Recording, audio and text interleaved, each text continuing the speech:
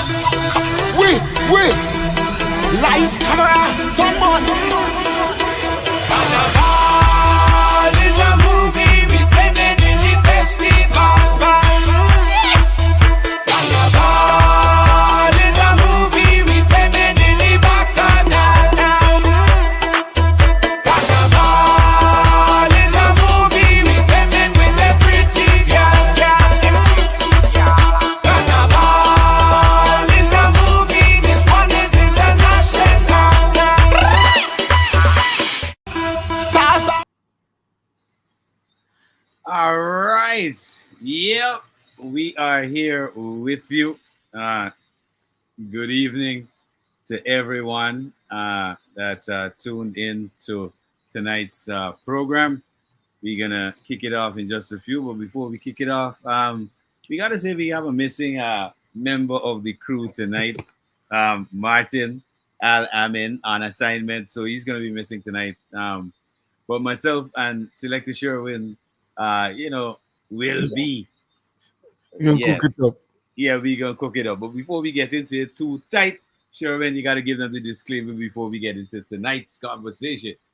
All right, and the disclaimer goes as the views, information, and opinions expressed during this program are solely those of the host, guests, and callers in the program involved in the program and do not necessarily represent the views of Majestic Music Radio, its management, or the host or advertisers. Majestic Music is not responsible and does not verify for accuracy of any information contained in this radio program. This program does not constitute medical or professional advice and is solely for entertainment purposes only. Yep. Again, that's solely for entertainment. But of course, we give you properly researched information. You can go verify that on Google. Go research your information, especially the stuff that we talk about, so that you can better edify yourself. Because this is why we are on here, not to preach and to beat and teach, yes, but to also stimulate you to get out there and to do some research for yourself, upgrade your mind in the particular industry that you're seeking to garner income from, or that you want to get involved in a little deeper. So it's good to do that bit of research. Yep. And understand what it is that you're getting involved in. This evening we want to talk a little bit about a couple of events that are coming up. Summer is coming, proverbially, when Guyana is 365 days. It's wrong the clock summer for Guyanese, but you know what we're talking about. So for those people who live in the places that they're now moving from winter to spring, and then we can go to summer, a lot is going to be happening in terms of events across the spectrum. Also, there are events with, for example, a big event which is happening August the 29th of this year is the Caribbean Music Awards. That's, happening in 84 days, 13 hours and 18 minutes away. So that's just to give you a breakdown of, Yeah, that's an event that I would encourage, especially artists, to see if you can actually attend, no matter where the position is you might be. Just attend, just to have that kind of a feel of where they're actually trying to head with music that's coming out of the Caribbean or the CARICOM hemisphere, the Caribbean market, and feel that vibe of wanting to be hungry to get into that building as a nominee.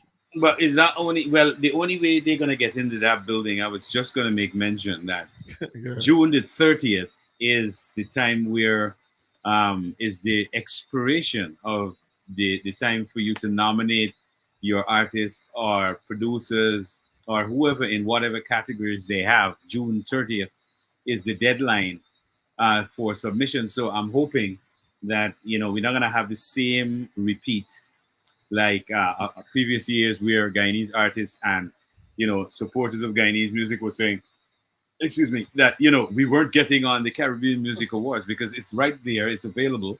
You can check out their website. Their ticket sales available there. They have also put the categories, the nominees, how you can nominate. So yeah, get involved with it. Now it's time for you know Guyana not to say, well, another time come around and they didn't give us an opportunity. Right, right, right. Yeah, yeah, because it's right there now for artists. For example, the artist of the year. Um, there is a vote there. This and the information there. Let me just kind of pull it up. I And, know if I'm correct, I Mhm. don't think last year they had a chutney category. If I'm not if I'm correct. But I think that was one of the categories that was They've missing. added. And Have they I added sup- it though? I Based on suppose they will add it because there was actually there was somebody that made mention it of that while they were I think it was while they were presenting the thank you for their thing. I think something okay. like that was mentioned. So you definitely So know there's a possibility. at least we've got the gospel category in there, which I Yeah, mean, a lot we of got Guyanese should jump on that. Make we sure got they some vote great, yeah. vote for our gospel artists to be in there. One of our prominent artists can go in there. Samuel Madas can be nominated in But that you category. still gotta wait until you see who's in the nominations. Yeah, yeah, yeah. Damn. Well, again, um, this is we don't have a PRO to be submitting information from what's happening in Guyana, so it's going to be very difficult to be i- on events like this because really the information, for example, for the Jamaicans, the Trinidadians, and the Caribbean artists are coming from JAMPRO, from ASCAP, from those PRO bodies throughout the Caribbean. So they're actually members of those. Yeah, and they're tracking and giving the information regarding sales, numbers, events, all of that. Because this is why it's very important to have a portfolio. Right. Because, for example, if you ask a Guyanese artist, can you send me an EPK? Can you just email me your portfolio? And really, your portfolio is supposed to have your EPK, which Yeah. is your electronic press kit. It's also supposed to have other bits of information, which would include prior engagements, shows that you have participated in, that you've done, events. That kind of thing is what you need to get done. And you have a portfolio that you can email, whether electronically or you have that physically. Yeah. So this is where again, and it all goes now stretches back to the PRO in Guyana that is needed, um, that can represent us as Guyanese artists and creators. All right, and then get us into these areas. For example, nominees for the Caribbean Music Award, and we have very good artists, but how do we get in to have their names? I think an artist like Samuel Madas could possibly be nominated in the gospel category. Well, I mean, definitely you got to make sure that he push through the his material and everything and make sure that they get all Well, that is required for that so that you don't know the whole game are not gonna rally around and well, that supposed to be. well. The first thing we need to do is to ensure that in that category, which it says Caribbean Gospel Honors, and that will go to the award recognizes outstanding contribution to gospel music within the Caribbean region, um, honoring individuals and the groups who have made a significant impact through their music and ministry. All right. Recipients of this award are distinguished for their dedication to gospel music their commitment to excellence, and their positive influence on the lives of others in the Caribbean community. So from that alone, that in my estimation is what they're giving as the overall criteria for the nomination of a particular artist in that category of Caribbean gospel honorees. So I think Samuel, based on how he has come out, the his influence on the Caribbean music, the fact Yeah. that he's been awarded one of the newest upcoming Caribbean gospel artists. This would be excellent for Guyana to rally around, for example, Samuel Madas in the Caribbean Gospel Honorees category to ensure that, again, we don't have the argument about, oh, Guyanese artists were nominated for the Caribbean Award, so we need to have our own award, which really shows immaturity in the ability to compete, because this is what it's all about. We're talking about competing in the industry internationally and not just locally, but regionally and further afield, which would include internationally. All right. There are several other categories. There's Calypso.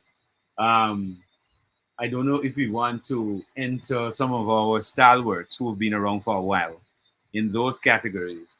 I don't know how, in terms of the nominations, would go, because they are not, again, in the case of some of the gospel artists, they've made sure that they're under a PRO and that their information is being disseminated to these events. So I don't know about the Calypsonians from Guyana, if that is available for them. International DJ of the Year. So that's another category that's up there. Um, you gotta check it out, man. There's like several, and remember, voting ends Sunday, June the 30th. So if you want to get on that page, get on that page now. Look at the categories. You got basically 24 days, 12 hours, and 31 minutes to vote. Make sure you vote for your artist or nominate your favorite artist in the categories that are up there. Um, you know, it's pretty straightforward to me. Where I don't think that we can be possibly left out.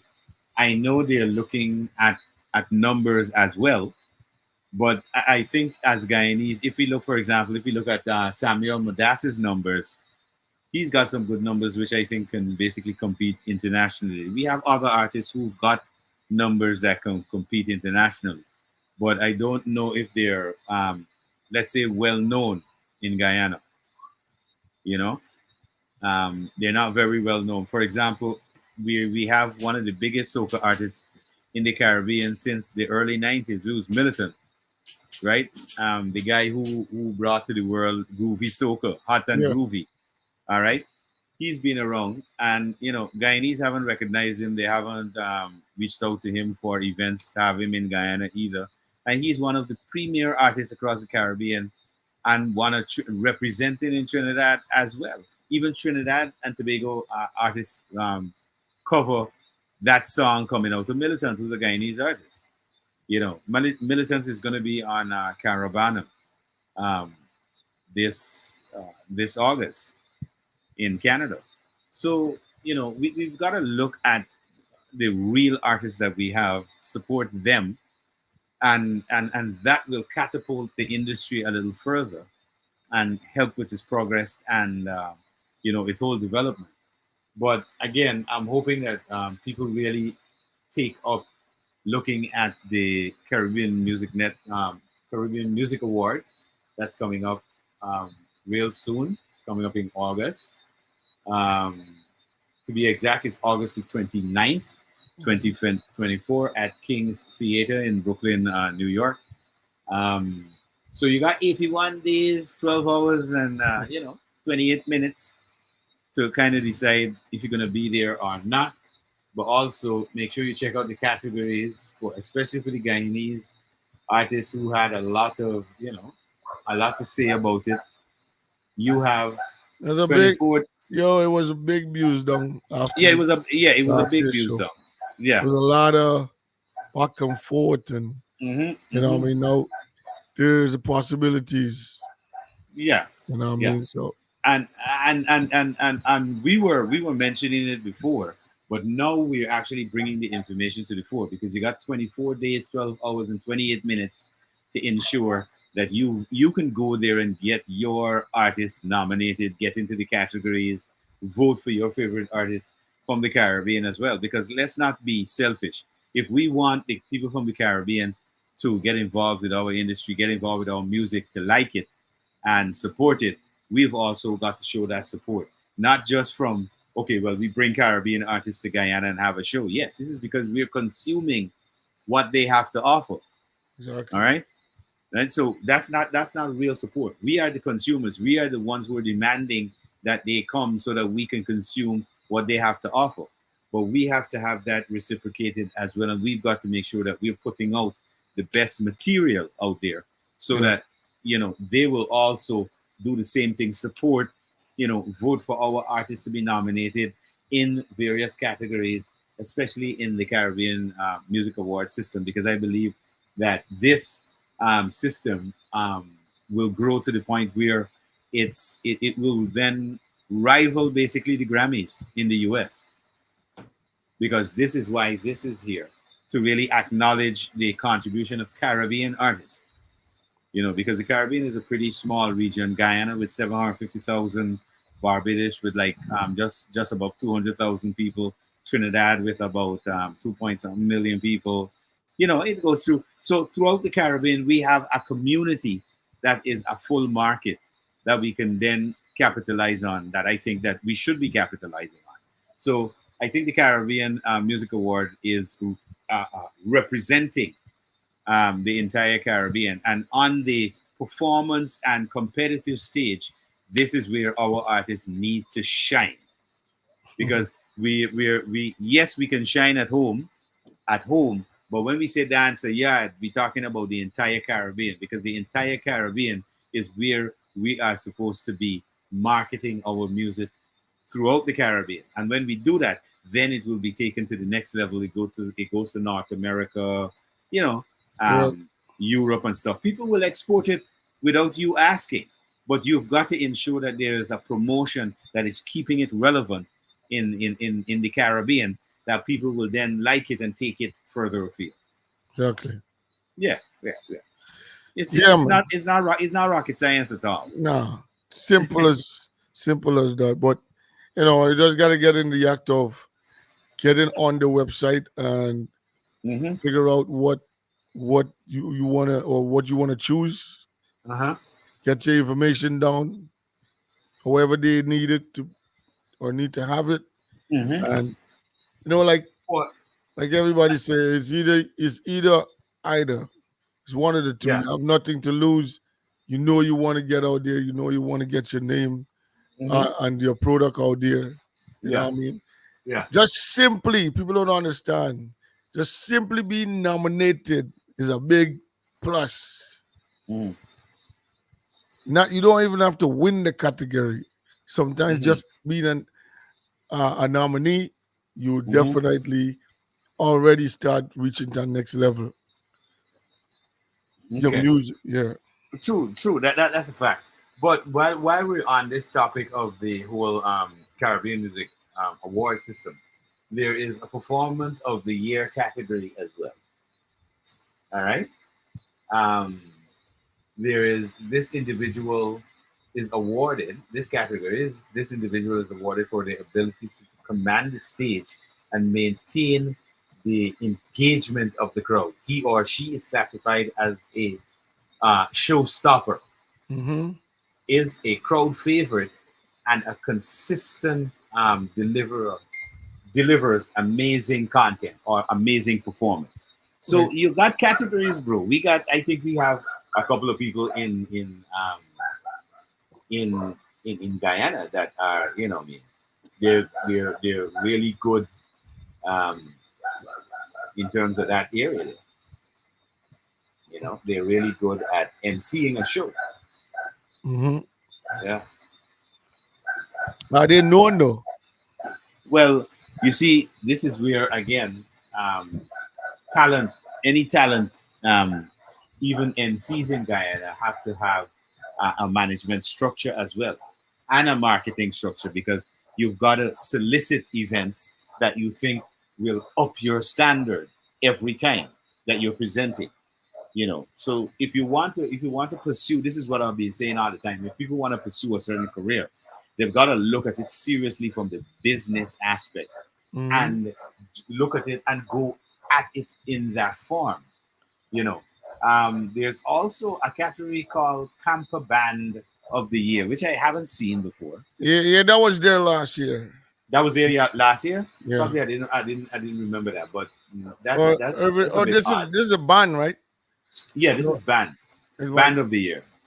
me. I'm not sure what the band. I know they had company though because they had a winner from Haiti. Hmm.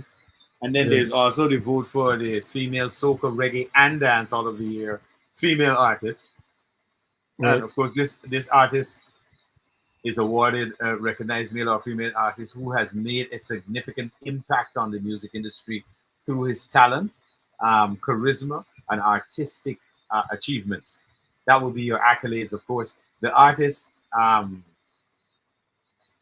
captivates audience with his or her musical prowess, creativity, and compelling performance. He or she is um, is a trailblazer in he or she particular field or area. And then we're talking about, and you can vote for, this is called the Artist of the Year, female soca, reggae, dancehall.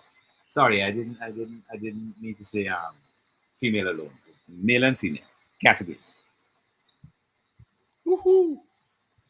We got a good a good nominee. I think what's her name was keeping up a little bit with some of the reggae music and also soca music. Um, what's her name again? Um, You mean with the artist trying to straddle both yeah. genres? Uh, I don't know how that'll work. I don't know how that works. yeah, I can't I remember. seriously, I don't know how it works. I don't know how it works. I hope at some point, because I think artists need to understand you can't be here, there, and everywhere. All right, Yeah, you pick a you gotta side, man. yeah, you gotta hold a particular style, genre, however you're doing your thing, and you stay there. You just decide, okay, I'm gonna produce the best raga soca, ring bang raga soca. You know, because one of the things that Guyanese artists don't realize is that they have a genre. They've been crying, oh, well, in order to develop, we think we gotta get our own genre, but we do have. It's recognized internationally as ring bang, and it was coined by Eddie Grant. But we don't want to use it. All right, Guyanese don't want to use what they have. If they were to rally under the whole banner of ring bang music coming out of Guyana, they would then understand the power that it has under that body. You understand? But again, I mean, the formulation of the industry has to start somewhere. And that starting somewhere has to start with the creatives coming together to lobby the legislature so that they can put certain things in place, so that the next step that we go in the process, we can formulate the PROs that can represent the different aspects of the business. They can represent the producers, they can represent the artists, they could represent the designers, they could represent the engineers, that kind of thing then starts to happen from that structure. But first, we have to have legislation so that it can have teeth, Yep. because it can be a toothless dog. You can just be able to bark with the gum, but you cannot enforce anything in terms of anything. You can't pursue a lawsuit. You cannot get lawyers to cease and desist. There is no actual real penalty when people do copyright infringements or violate contract arrangements in a certain manner to do with IP. So all of those things we need to have in place. And the only way we're going to have those in place is through the legislation. Okay. So, operating from the standpoint of saying, okay, we're going to start it by starting the PRO first and then go back to legislation, it just doesn't work.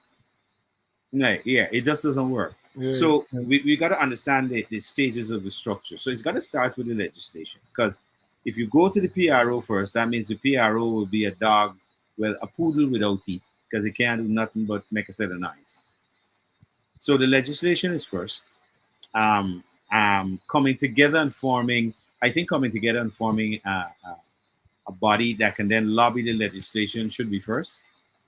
All right. Once that is formulated and the legislation is now on board, where we can actually, the creatives can actually make a presentation in Parliament during a sitting, right? We will better be able to inform both sides of the aisle, the government and the opposition, of the points of views we would like, what we would like implemented, and how we can get it done. All right. What we can do is have probably persons like myself to kind of give the broader framework, and Right. then we can have a legal mind, like a lawyer, come in and then give them the legal framework, which would include how it works, including the tax regimes and stuff like that. Will then benefit the government, because I think one of the things they're looking for is how do we benefit from this whole investment in music industry. But it's Yeah. supposed to be an investment because it's part of the cultural development of your country. Yeah, but the thing is that you are coming to the place of great interest of Mhm. especially like tourism, Yeah, great yeah. interest of so many different things, and we know that if you're doing that, you will eventually have a lot of tourists coming in, a lot of people coming to visit, etc. Hmm. Um, somebody could sit down and just take the words of a bar song, and he has no way that he can protect it. Somebody could just record his song, eventually go back and sing it and put it on a.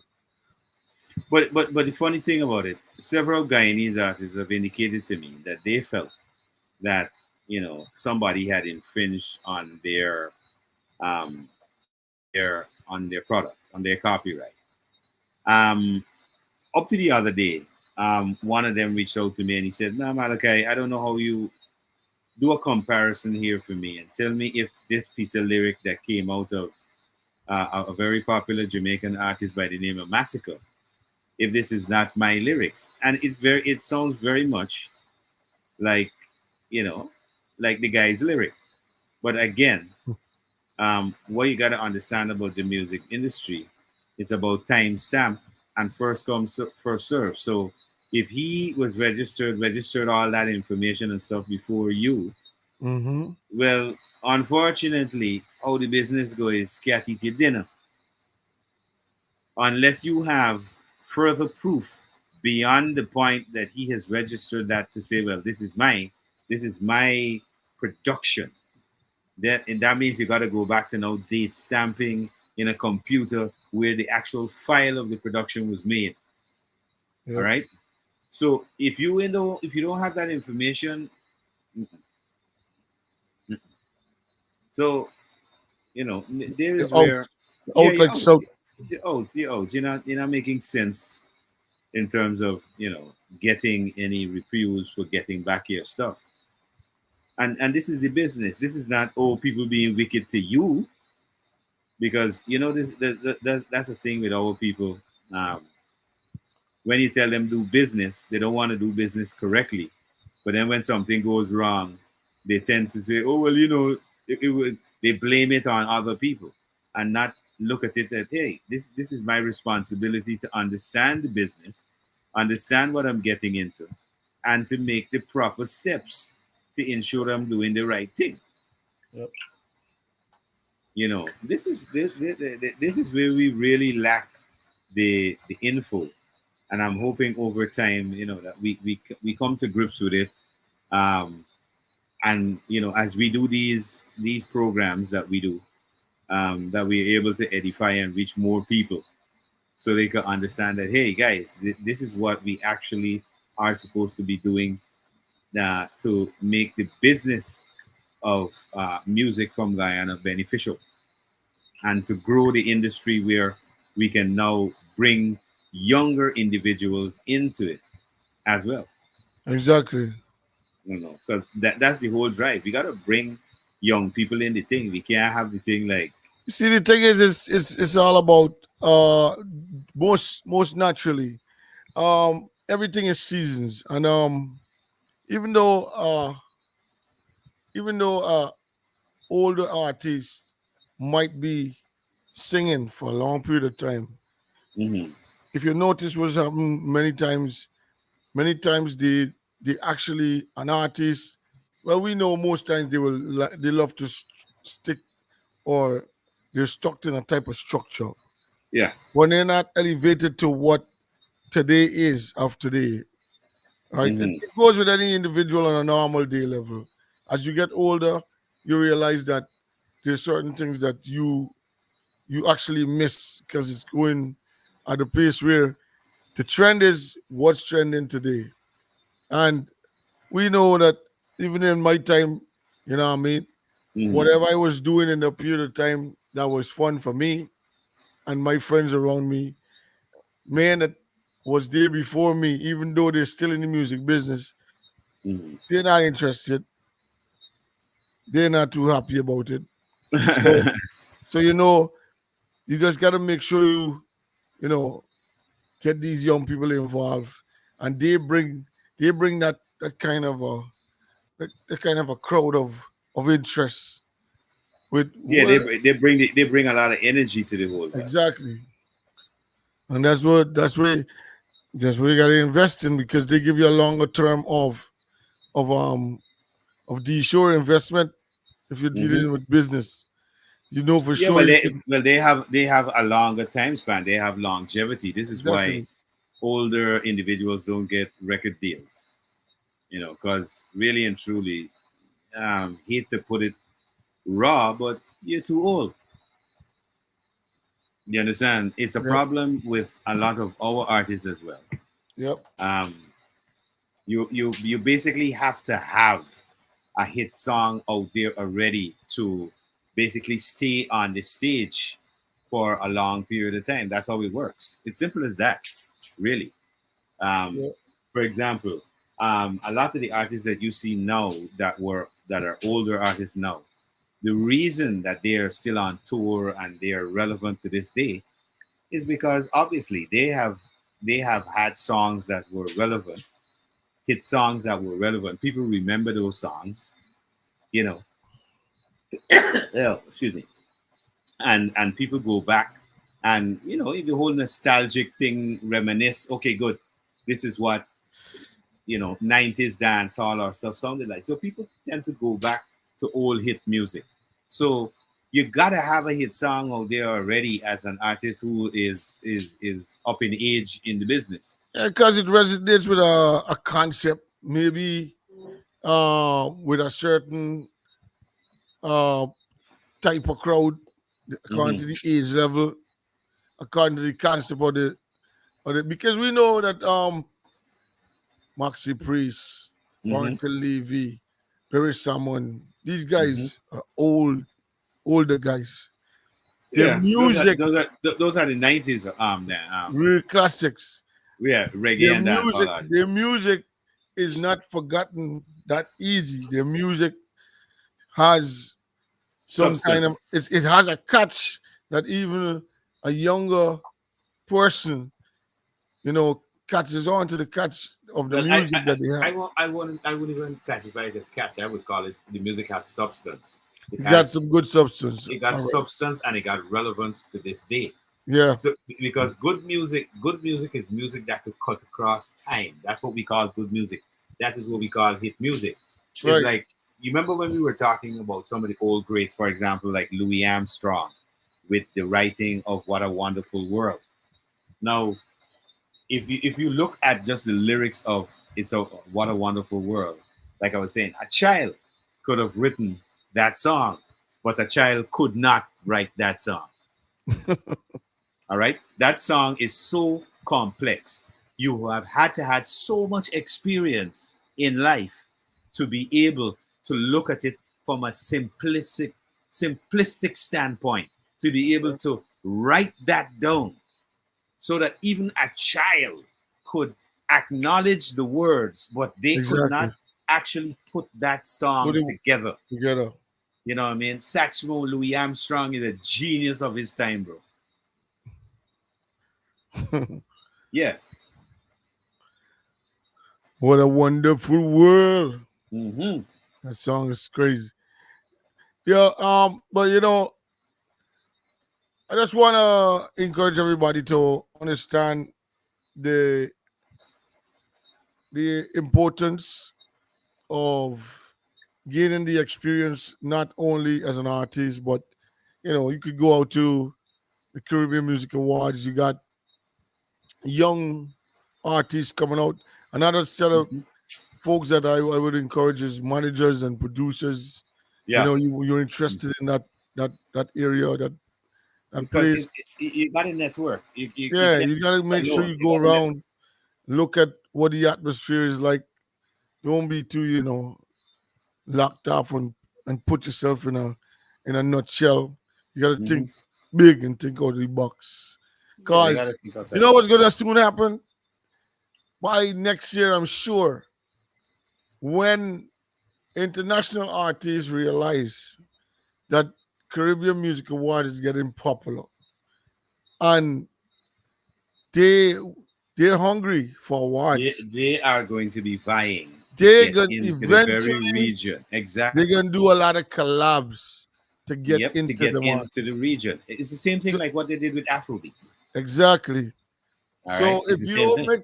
you don't jump in and get your name in the swing, your name being mentioned, and all these things, other other people Mm. out there waiting for that opportunity to say, I can grab on this one, bro, because I'm gonna end up right there. You Uh, know which song, might end up this song that Born a Boy and this guy sing from the guy from St. Kitts, I think he is from. I know what you're talking about, Byron Yeah, Messiah. Byron Hmm. Messiah. Hmm. That song might come this year. It might be end up in nominations. And Hmm. little do we might know, it might end up on the side of the collab. But little do you know, there's a big controversy about Byron Messiah, where No. Byron there's a Messiah is claim. having Oh, he's having a there's a problem. claim about he biting the hand that No. feeds. No. So He's having a problem directly with the people in Jamaica, the Jamaicans. He's okay. directly having that issue.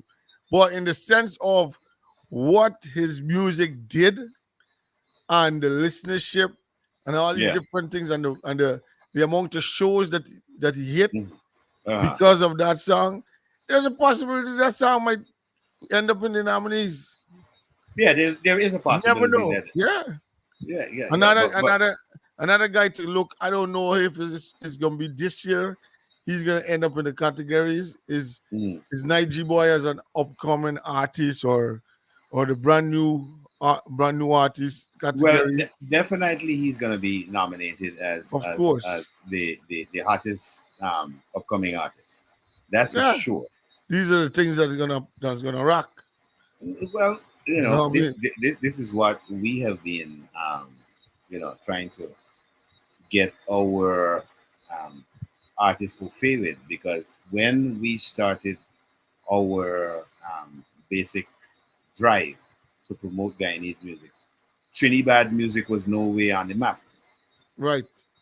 All right, and Trinidad music came from behind and with um, caught up and surpassed Yeah. what we were offering. So we have to look at those things and say, listen, it's not anybody's fault, right?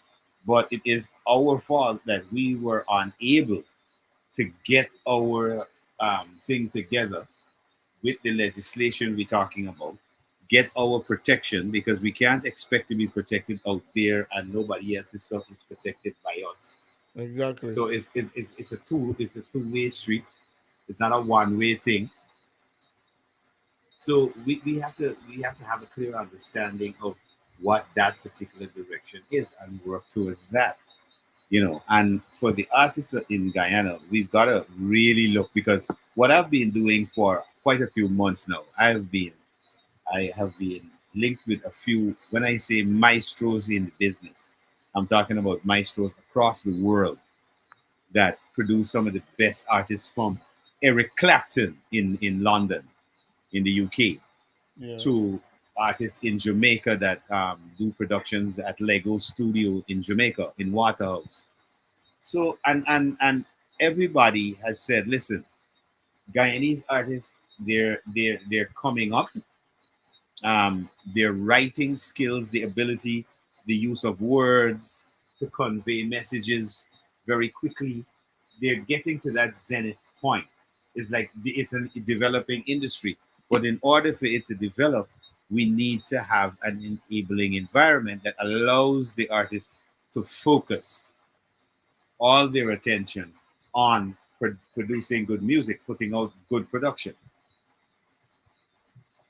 Yep. You know, Yep. so that's where we're saying, hey, the government has got to play their part and allow this development to happen.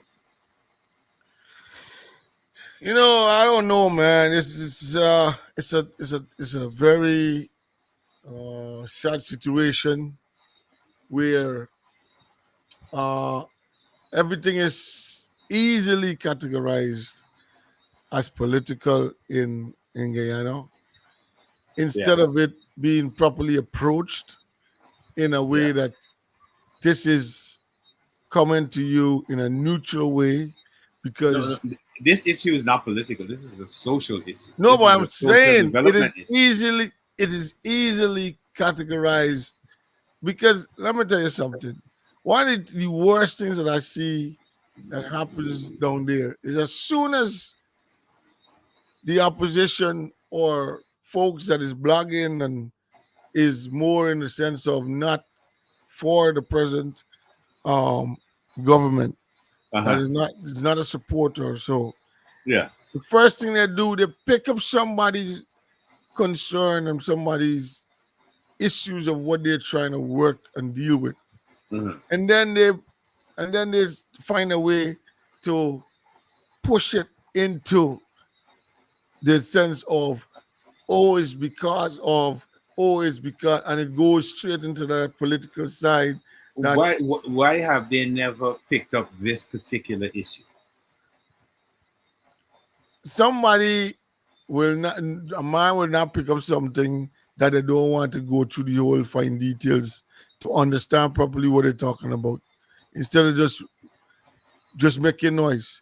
Because I'm sure there's a lot of people that did not take the time, even though they're hearing what we're talking about, that did not take the time to properly sit down and read that what's really the reason these guys is Exactly. continuously talking about this stuff.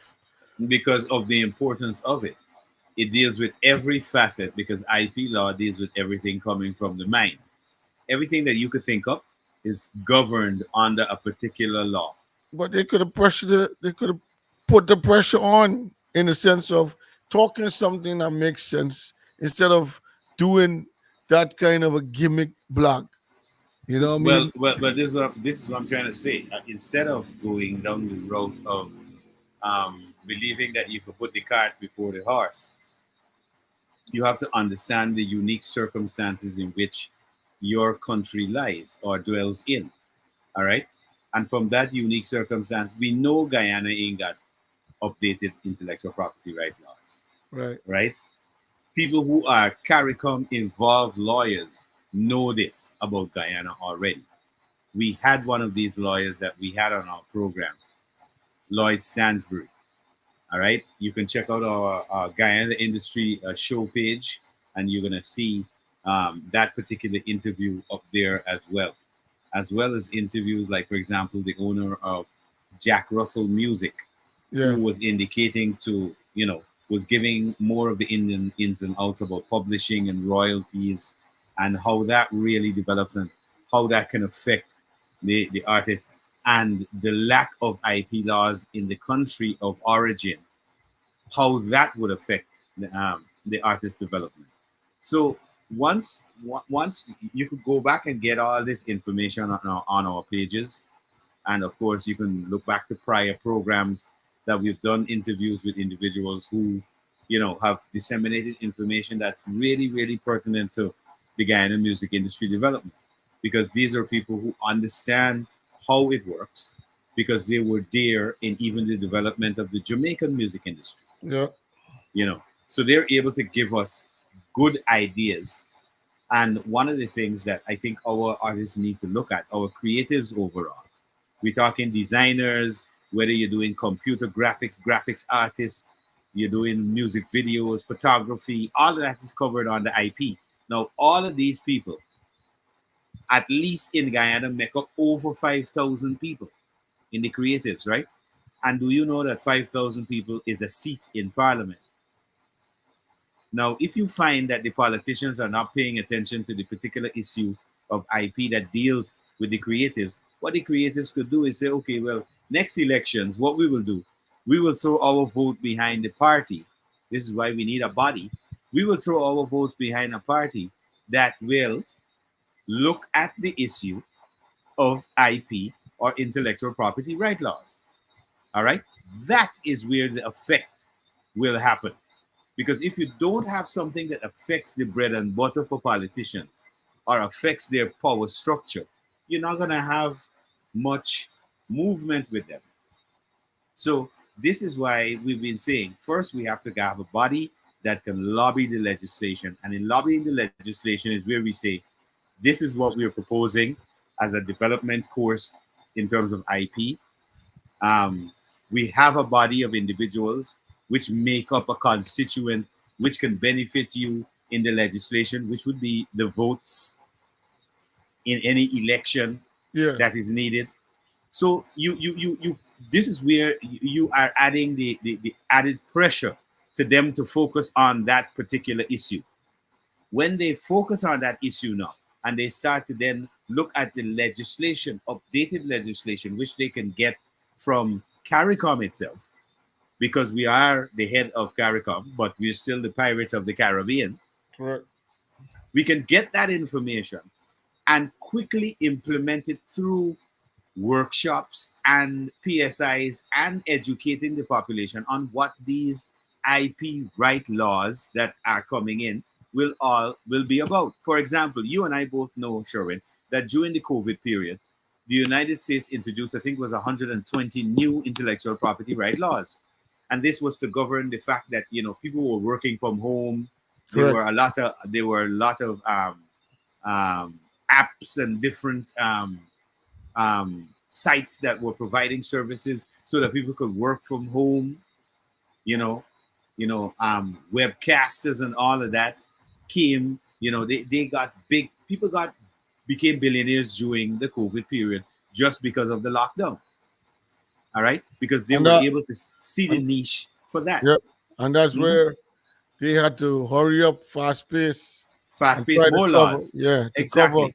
To cover because that. they found they were losing. Yep. They was losing, and definitely they had to cover the tracks in Yep. order to continue to garnish all that they're supposed to. Even when things are not on the purse, you're on a personal, flow out Mhm. there. They had to find a way to say, "Nah, we got to figure to get that money still." Yeah. What I No, mean? no. I mean, the other day I was trying to explain to a photographer, right, that even in his business of photography, IP is part of his business, because when you take a picture, Yeah, the copyright for that photo doesn't belong to the person who you took it for, but it belongs to you, really. So it's a whole relearning process for Guyanese to get up to date yeah, and up to scratch. And we need to start it now, because as an emerging economy, we can't afford to sit back and wait until when? The education at least has got to begin now. Because if the artists, the creatives in Guyana don't get that education, when IP laws comes into being, they will be lost. yeah, Because if we've taken this amount of time to just develop the basics, we're going to take even more time. And this is why we're here to try to fast track that process because we've seen where the flaws are. You know. Hmm. But anyway, Willie, I would say it's a conversation that comes up almost every time Mhm. as a quick recap.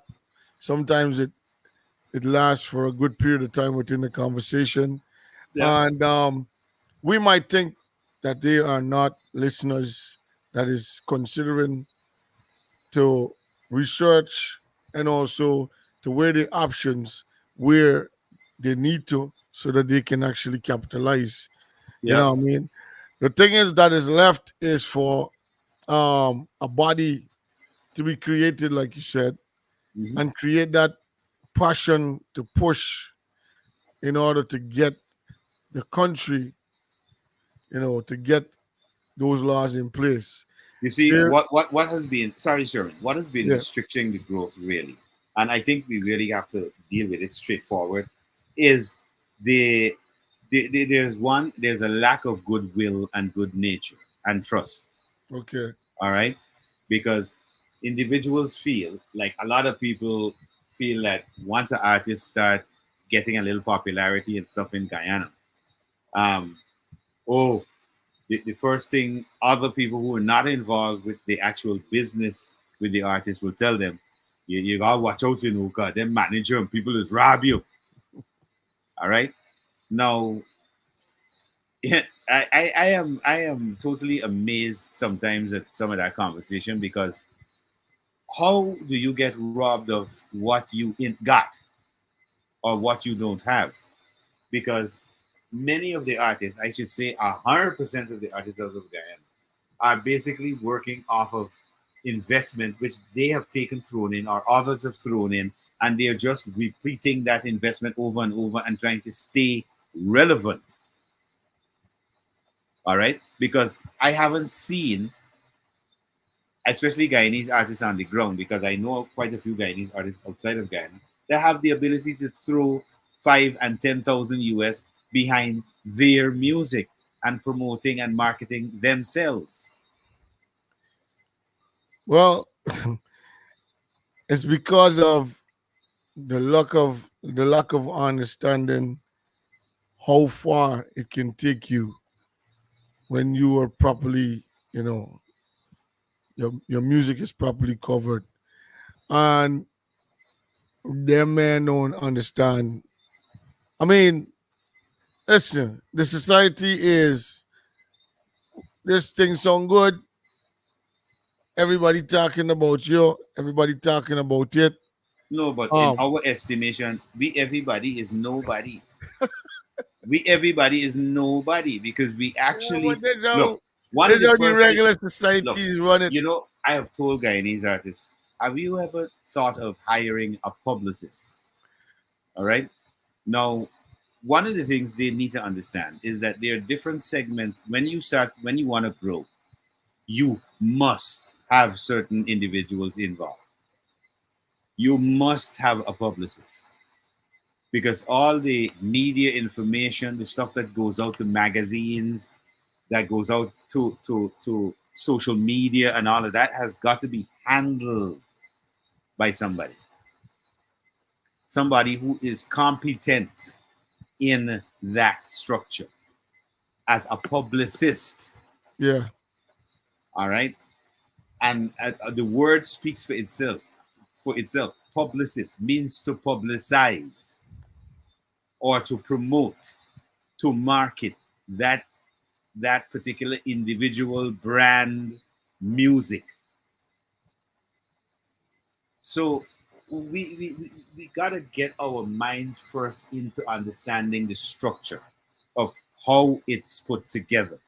Because if we don't understand the structure, it's like what I have said, is like what Mr. Stansbury have said. We can't put the cart before the horse.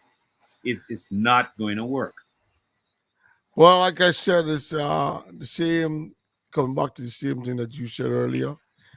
It's there's a lot of cockroaches and hypocrites within the whole deal of, you know, I glad um, you. I'm glad you mentioned cockroaches. Remind me, I got something to say when you finish. Go ahead. because no, because the whole thing is that individuals is gonna continuously try to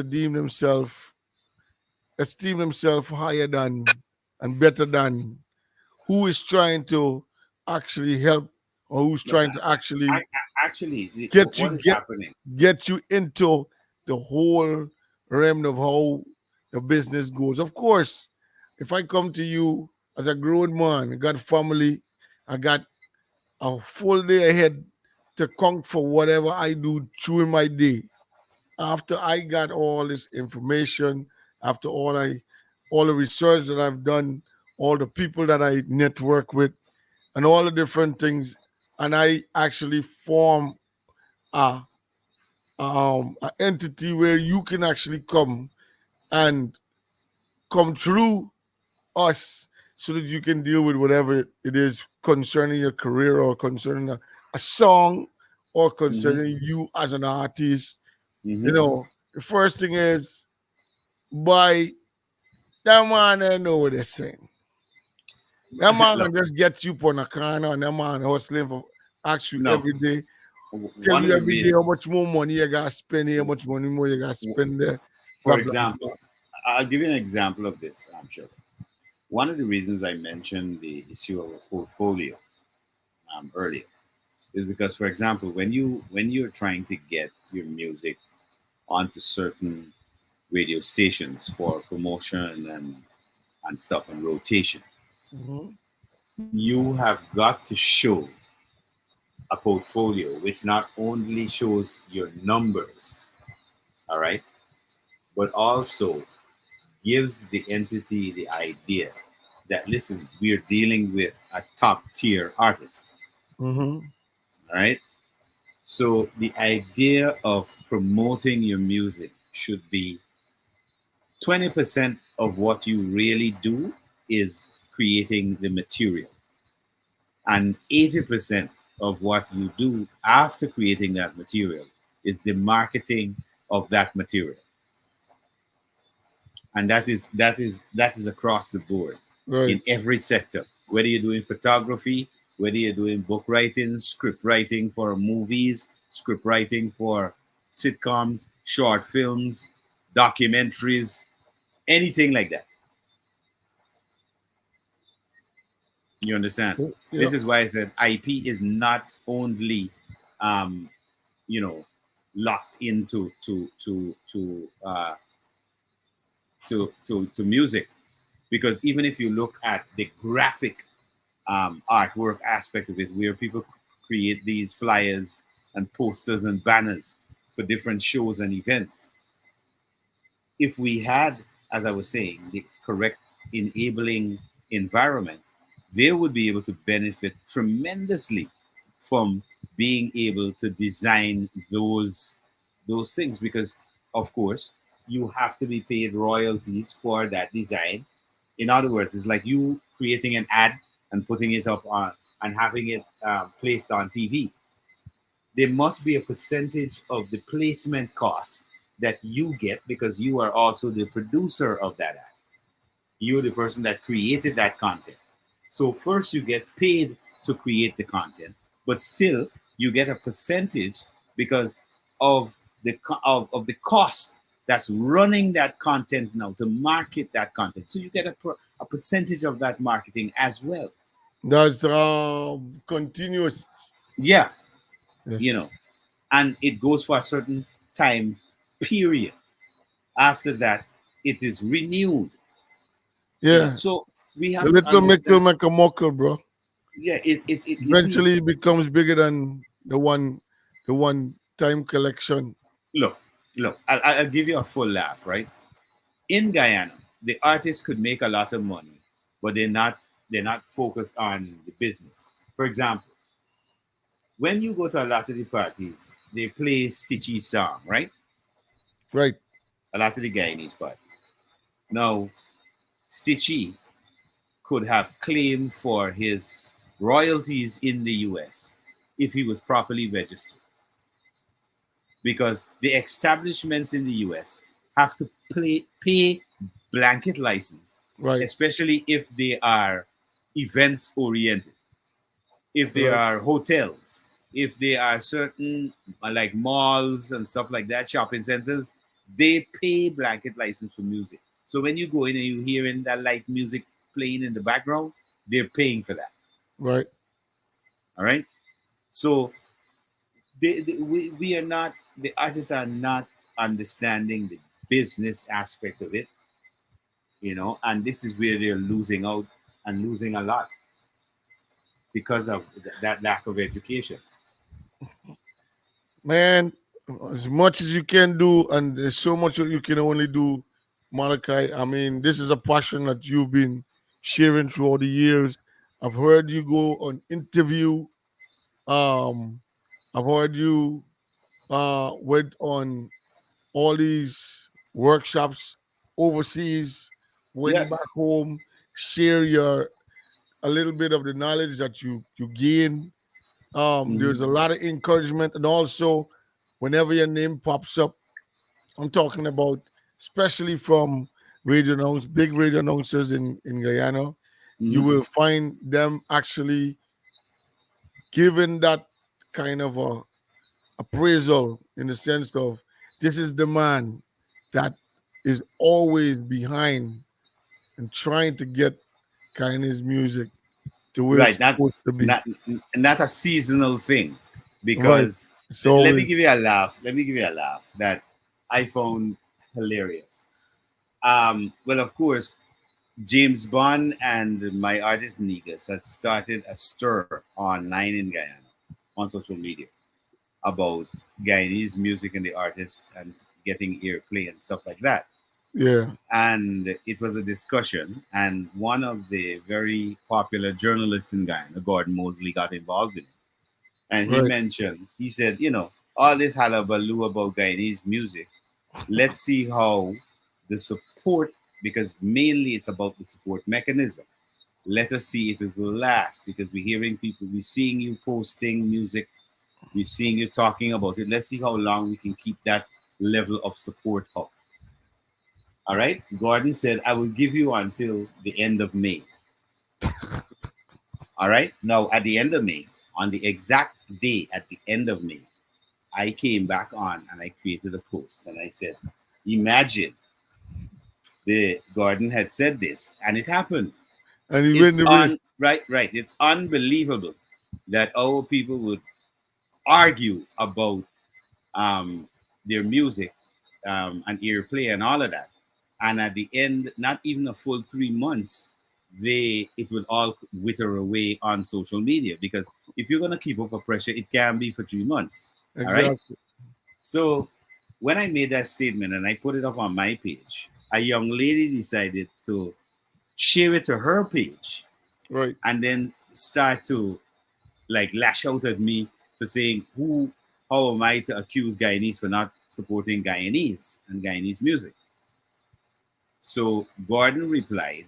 A few other people had their comments, but it was ironic that the very person that was lashing out at me claims on her page that she also is promoting Guyanese music.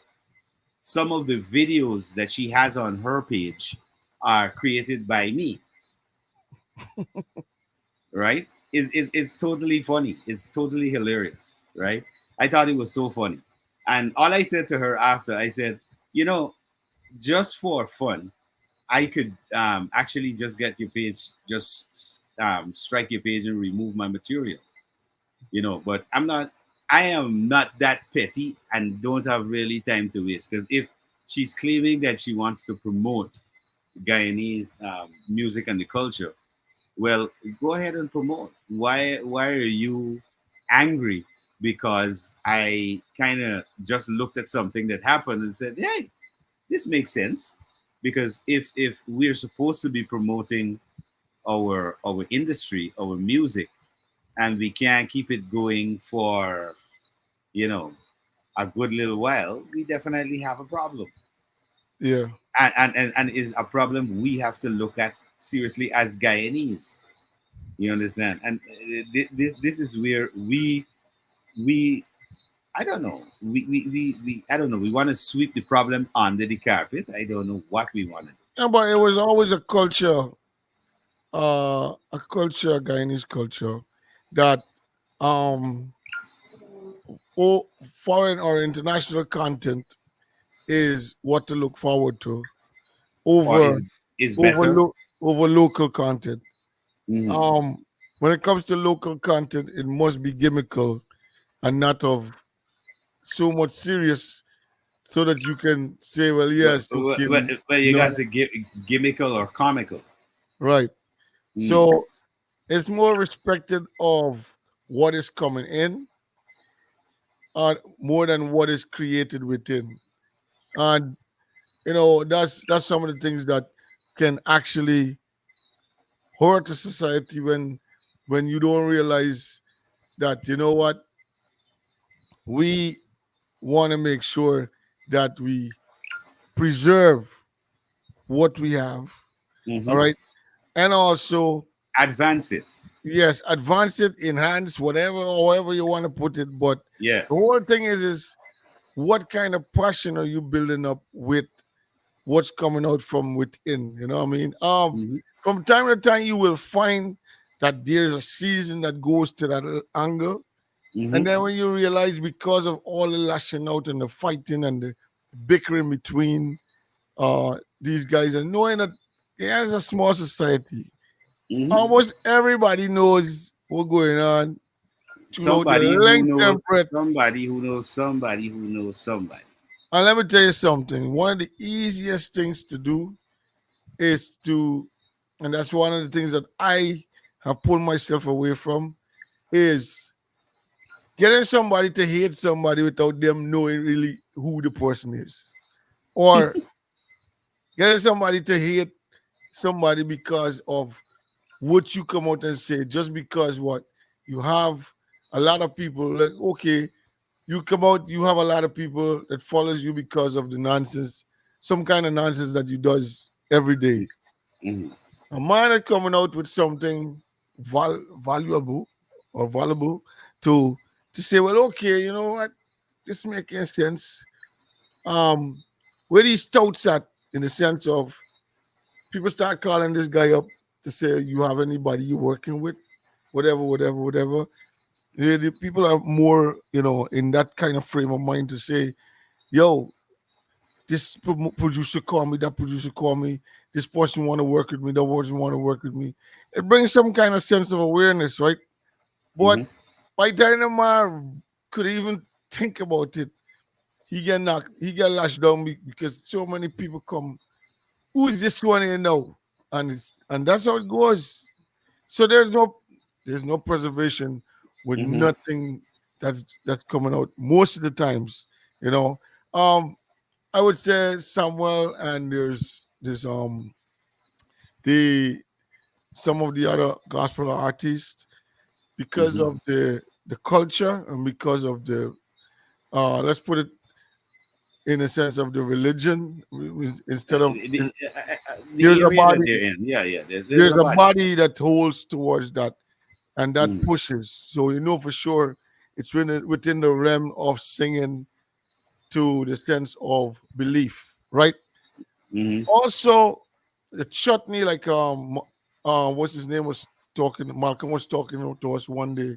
The Yeah. blueprint of chutney is so well put together that, because the culture is so much a culture that is Supported. people support and preserve within Yeah. them, within their community, Hmm. people continue to go towards, okay, this is what we're dealing with. But what's the regular artists in Guyana singing?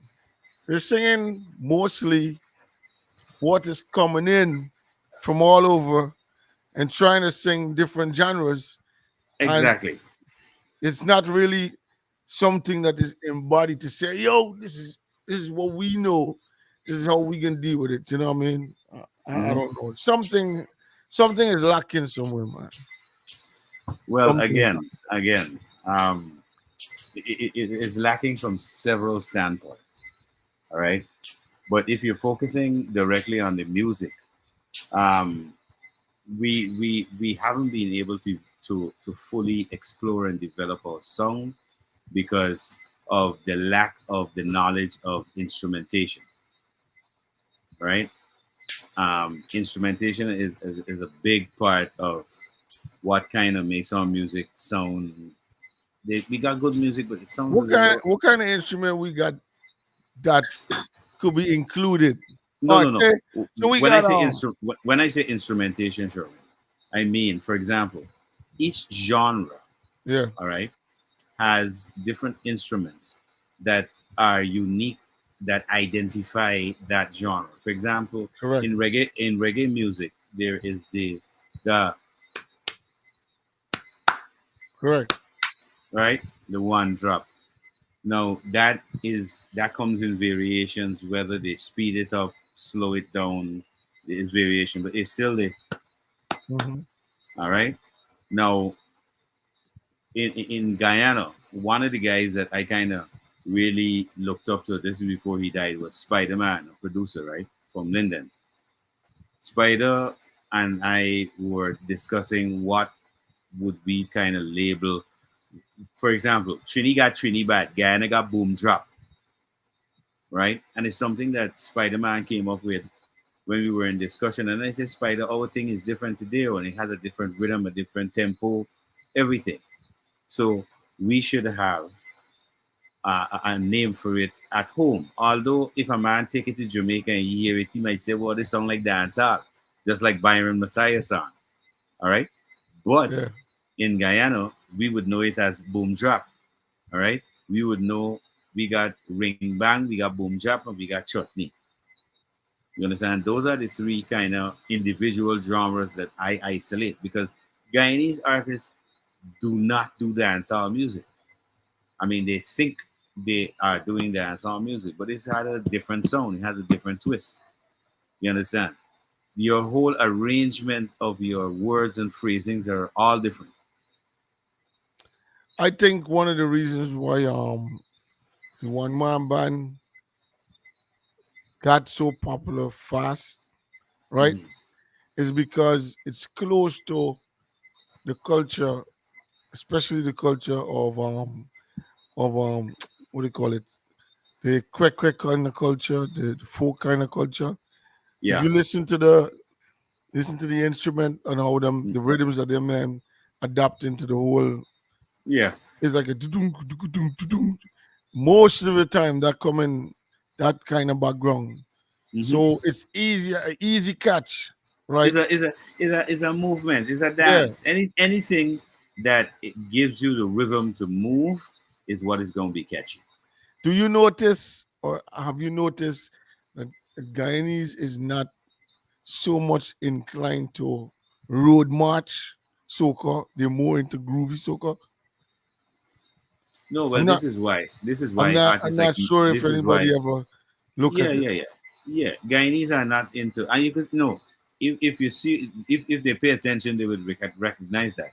If you look at Mashramani, Yeah, if you look at Mashramani, and you look at even the May celebrations, when they do have some troops on the road for the cricket carnival, yeah. right? That type of revelry that you will see in Trinidad and in Brazil, it's not going to happen in Guyana because Guyana has a total different It's a orientation and a total different type of flow. It's culture. total flow. Yeah, Yeah, for real. it's a different type of culture. So regardless, it's gonna look kind of like it's all right, but it's never gonna be like the rest because it's not an original thing. All right. Now, what we need to understand, like for example, in New Orleans, there's something called the Mardi Gras and those kind of things. It's very similar to a carnival, but it's got some other things involved in there, some other elements, right? Yeah. Now, we in Guyana, we have Mashumani, which at one point in time used to include mass games where there would be a lot of symbology and stuff like that. I think we kind of need to go back to that kind of structure because I think it breeds more a foster unity to build one thing. Because in mass games, in order to get a picture, everybody, a child will have to carry one part of the picture. All right.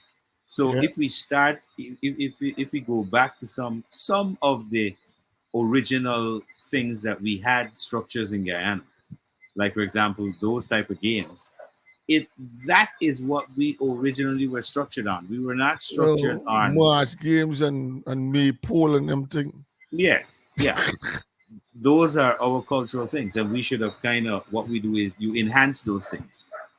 All right, you create an enabling environment more where more people can get involved in it.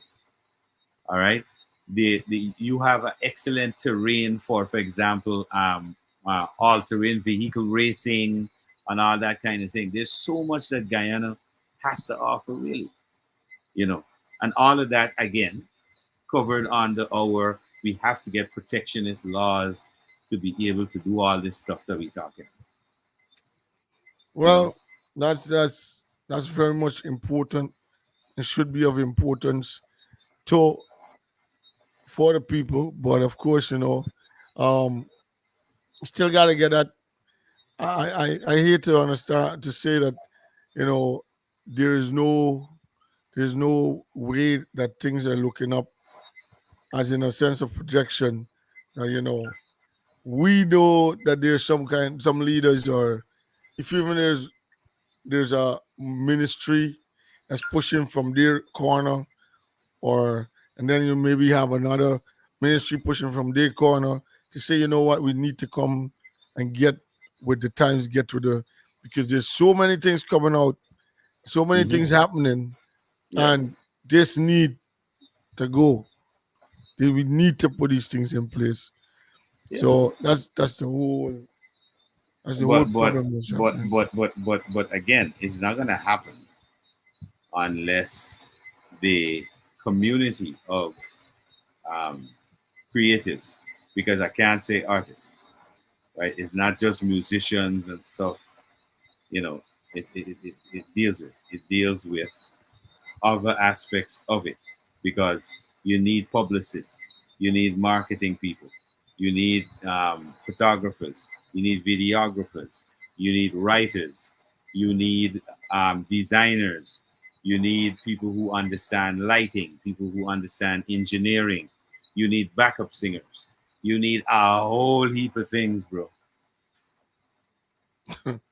You understand? We need a whole heap of things. So this is why it's called the music industry, because there is room, and Guyana ain't really got no big population. You understand? So what is the avenues of a young artist that is creating good content, Hmm. have the potential to be a career artist living in Guyana? Hmm. What would you suggest his possibilities are in order to get away from that position that his music is eventually, yes, he's going to put all this together, but eventually it's not going to go nowhere. It's not going to do more than it can do, etc., etc. Okay. What do One you one think he should do or she should do? one of the first things our artists have to understand, it's called the music business for a reason, because it's about business. That means money, currency got pass. All Right. right. It's called commerce. Okay.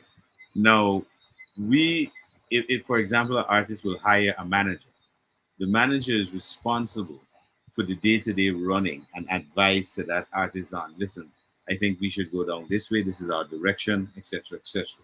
He is also responsible, he or she is responsible for hiring the lawyer, the publicist, the booking agents, all the other people that are needed to get this artist out there up and running, because a manager can't do it alone.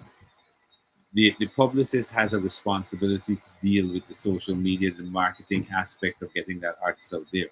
The booking agent aspect, their role is to look for events that they can possibly fit the artist in. And a lot of artists in Guyana believe that, nah, anytime I go up on a show, it's pay, I gotta get paid.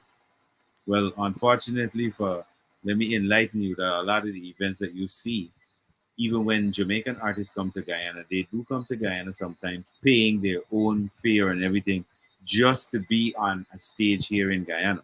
And it Right. happens around the world. Because, for example, there are huge shows in the UK and in in Europe that you as a single artist you would be unable to pull that crowd at all. You wouldn't be able to pull 20, 30,000 people to that venue.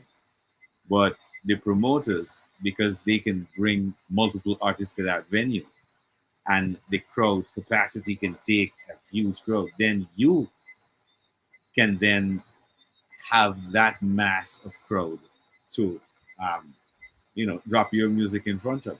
All right, but no, the thing is like this. Okay, as an artist, I'm more in suggestion of, is there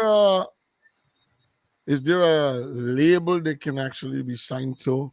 We can actually direct them, give them guidance in order to go to. There's a label that we can have. Uh, we can PR all your work, do what we got to do. Try to get you on to, in the sense of, even though you're a manager, right? You're actually trying to get them onto a certain label, a certain level, because it can't happen in Guyana because of what's going on. We have a place that we can direct them to. Is there anybody that is, in within the network that you could say that, okay, listen, when I finish with you, you'll be connected to so much. But of course, it got to overhead. You got to get a certain amount of money. You got to be financially ready to deal with everything. You Mhm. also got to make sure you have a good management team that can actually have all these Handle things handle properly business, handle handled, business. handle business properly for you. You know what I Yeah. mean? Because you can't just go and take yourself and throw it and give it to the man who would do ready to look at Well, what you got and see how you can on the capitalize. label aspect of it, Sharon, as you know, I have a favorable, a good relationship with VP Records. I've reached out to several Guyanese artists in terms of, hey, there's opportunity with getting your music demoed um, with VP, um, getting in contact with the people there. For example, I don't think they'll be able to link up with Miss Chin, but there are people, for example, there's Edwin, there's Donovan, there are other guys there who, who, if they wanted to pursue, really getting with a label and getting to understand the ins and outs of getting with a label, because a lot of people feel, a label is just going to sign them. Why? The question, you got to ask yourself the question, why would they do that? You know, because I always ask artists, why would somebody expend the money on you? You're saying you don't have the money, but Right. you want to have an investor. But why is the question? If you had the money and somebody came to you with the talent, why would you invest? Because if you notice, and a lot of people don't understand this part too, if you Mhm. notice, a label don't sign you fresh off the block. No, you gotta They have a gotta film. see You you gotta have. create some kind of, some It's a kind of, potential. It's yeah. potential. They gotta see with your numbers, the popularity, the amount of places that you might have connected with because of a certain song, Hmm. um, how much shows you did. Also at the same time, it is so becoming popular. The music is coming across to say, okay, yeah, yeah, yeah, this is what's going on. Like Hmm. like for instance, Nige Boy, Hmm. he did he did Continental. Now they see what he did and they see what his potentials are. Yeah. Then Sony Record come from behind somewhere along the line and Hmm. say, we got a sound for you to do a collab. So we want to make sure we sign you on this song here.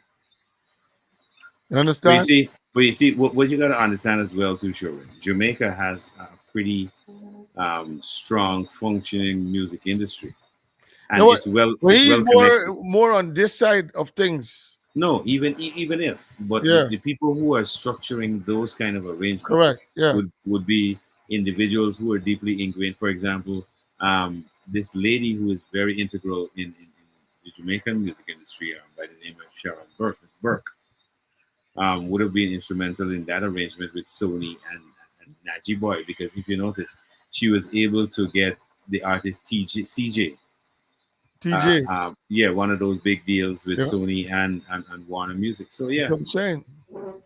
so So this they have a working, they are well ahead, because they are well ahead in the structure, and this is why, in order for us to catch up and to get in, we have it fast tracked now because of the internet and because of the smartphones and all these devices that we have, so we can fast track it. All we need is to have the education and the laws, the enabling environment, because it's needed. If you don't have that, again, it's like a poodle with no teeth. All it could do is bark, but right. there's no bite to the institution. There is no recourse. There is no legal implications if infringements and stuff are made. Well, that's where we at, man. We have a lot of uh I can't point fingers because the thing is that I don't think nobody's blind. I think people are just naive to what they're seeing. A lot of promoters and these guys that's was monkeying around for a little while.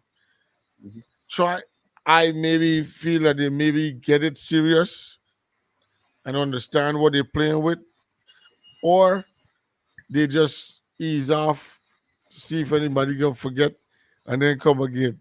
You Yeah, understand? but Try to guess what's chip in. really funny? You know what's really funny that I saw, right?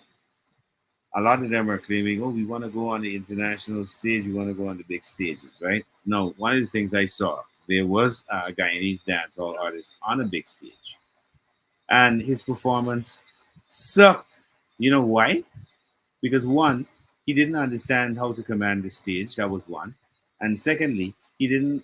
His producer or whoever was working with him did not say, "Listen, guy, when you get up there, you got to control your breath," which was supposed to be taught by your voice trainer, which you're supposed to have, so that you know how to control your breath, so you don't be shouting on the mic until you lose your voice. Yeah. And So it, who might have been? they know themselves, man. They know themselves. Oh, Jaja.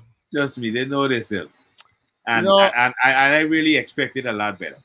I expected better. you see, the thing is when you want to be somebody other than yourself, you Well, got a good talent. You have your own talent. it's You have your called own growth. style. Yeah. You It's got to called make growth. sure Excuse me. people love you for what they actually hear. You know what I mean? You're now trying to go on the stage and you try to do certain things that another man do, but he could hold your breath. You doing it and you can't hold your breath. You're gonna sound funny.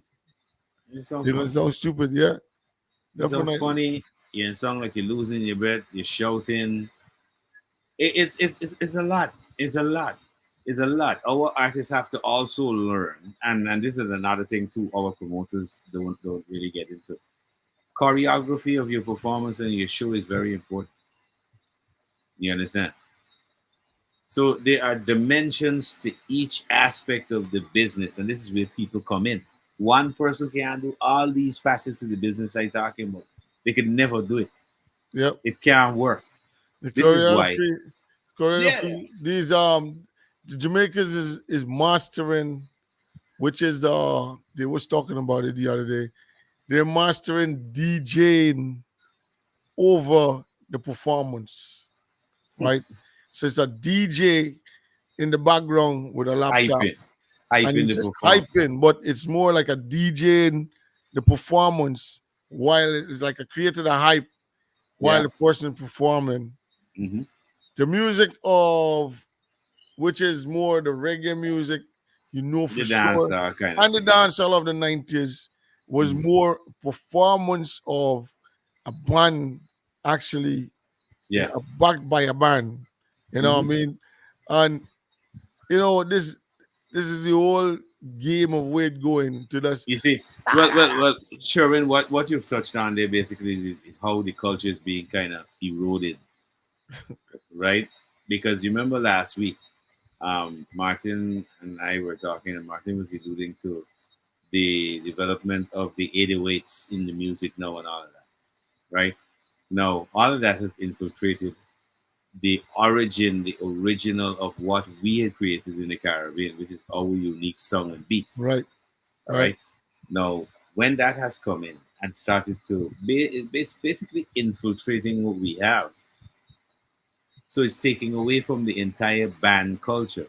So you don't find that kind of real classy music. Because take for Yeah, example, if you go back a couple of years, like in Sparrow Day time, these guys used to have orchestras playing calypso music yeah. Everything with was, orchestra with brass section. yeah, All right. And we have, by moving into more of these electronic digital type of things, we are losing what is like one artist pointed out back in the day when we were younger. We used to listen to talented artists, right. all right, on the radio and our performances. No, it's not about talent. It's about how popular you are. Yep. So now the consumers, what you're hearing is not Talent, talented artists. You're hearing popular popularity, artists. You're hearing popular artists. So trending. their exactly. So their music has no real substance or content or Yeah. body. So it kind of that's why it's so fleeting. So you hear of these artists today, and by next week you're wondering they exist. They're like Because they it's don't. it's it's Oh, electronic songs. Like look at yeah. this. A lot of these, boy, it's kind of songs, kind of being a little, away from, trying to be nice with different cultures. But when you Hmm. really be on the straight part of thinking about it, like I give you an example. I used to listen to when they used to be playing, the police band. Hmm. And I know that there was a certain sound from the band. They playing all these different pieces of the band, the brass section and everything. Yeah. And suddenly there was a donation that came from China. Hmm. When the donation came in, the whole thing sound different. Because all the different sounds that you used to get, it sounds at a like slight higher pitch. It was Hmm. not the same sound that you were accustomed to as a kid. Like, nah, this ain't sounding like what I know. You know what I mean?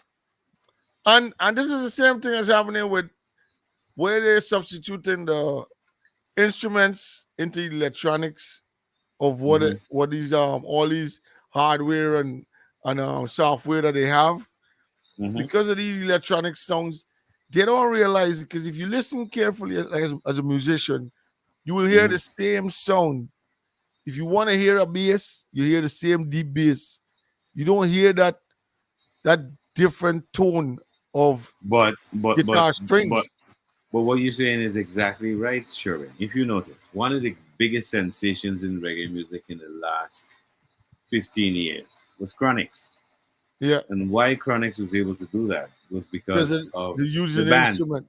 You Yeah, use the the band. instruments. Yeah, the band Zinc Fence. Yeah, They were able to kind of, what they did with the reggae music, they were able to fuse it with a bit of a flair of, some of it had a flair of R&B in there yeah, when they did it, especially on the live, yeah. So they were able to, and they showed the world. The bands give the true essence, the true feel of the music. Those digital gadgets are not going to be able to give you that resonance. But that's what I feel that Summers be catching everybody with. because those band instruments that he's using, you could Because tell. he's going back to using live instruments in the studio. Correct. You Mhm. could tell where there is natural live instruments being used to create a pattern, and with that now it gives you that kind of a richness. It gives you that you would hear that you would hear a run on a bass, but you would not hear the continuous same pattern because you can hear something else between. Mhm. It sounds good and they love it and they keep it. And that's one of the reasons why you make the music kind of, nah, this is different, bro. Because on our on our software, it's gonna give you the same rung over and over, and then it's gonna give you all of that filling where it's supposed to fill in, and then come again on the same loop again all the time. So, I mean, I don't understand. I don't understand if nobody is understanding, but I think it might be a little more expensive to have musicians go.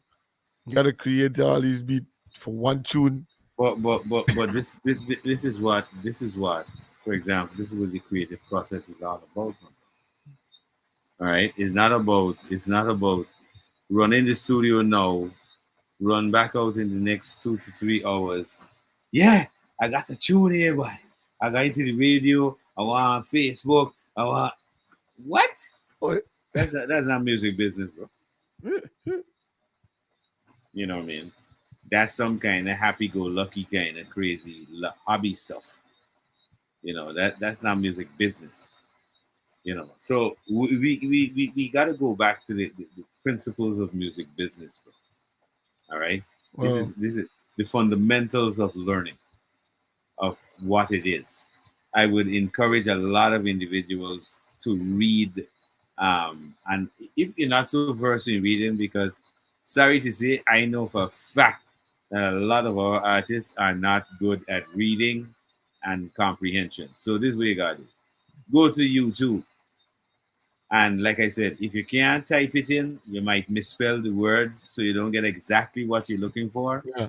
Okay, at least you could say it, Say or it. you can Yeah. get Voice. somebody that can say it for you, Yeah. and they can say it, and you can be able to find that information on YouTube, Straight. and they will be able to narrate most of it for you. You're not going to be able to get a lot of the deep legalities and how it works, and some parts of it you wouldn't understand because it varies in different regions. Like it varies in the Caribbean versus the US versus Europe, that kind of thing. So you have to understand this is why working knowledge of the industry is most important. Yeah.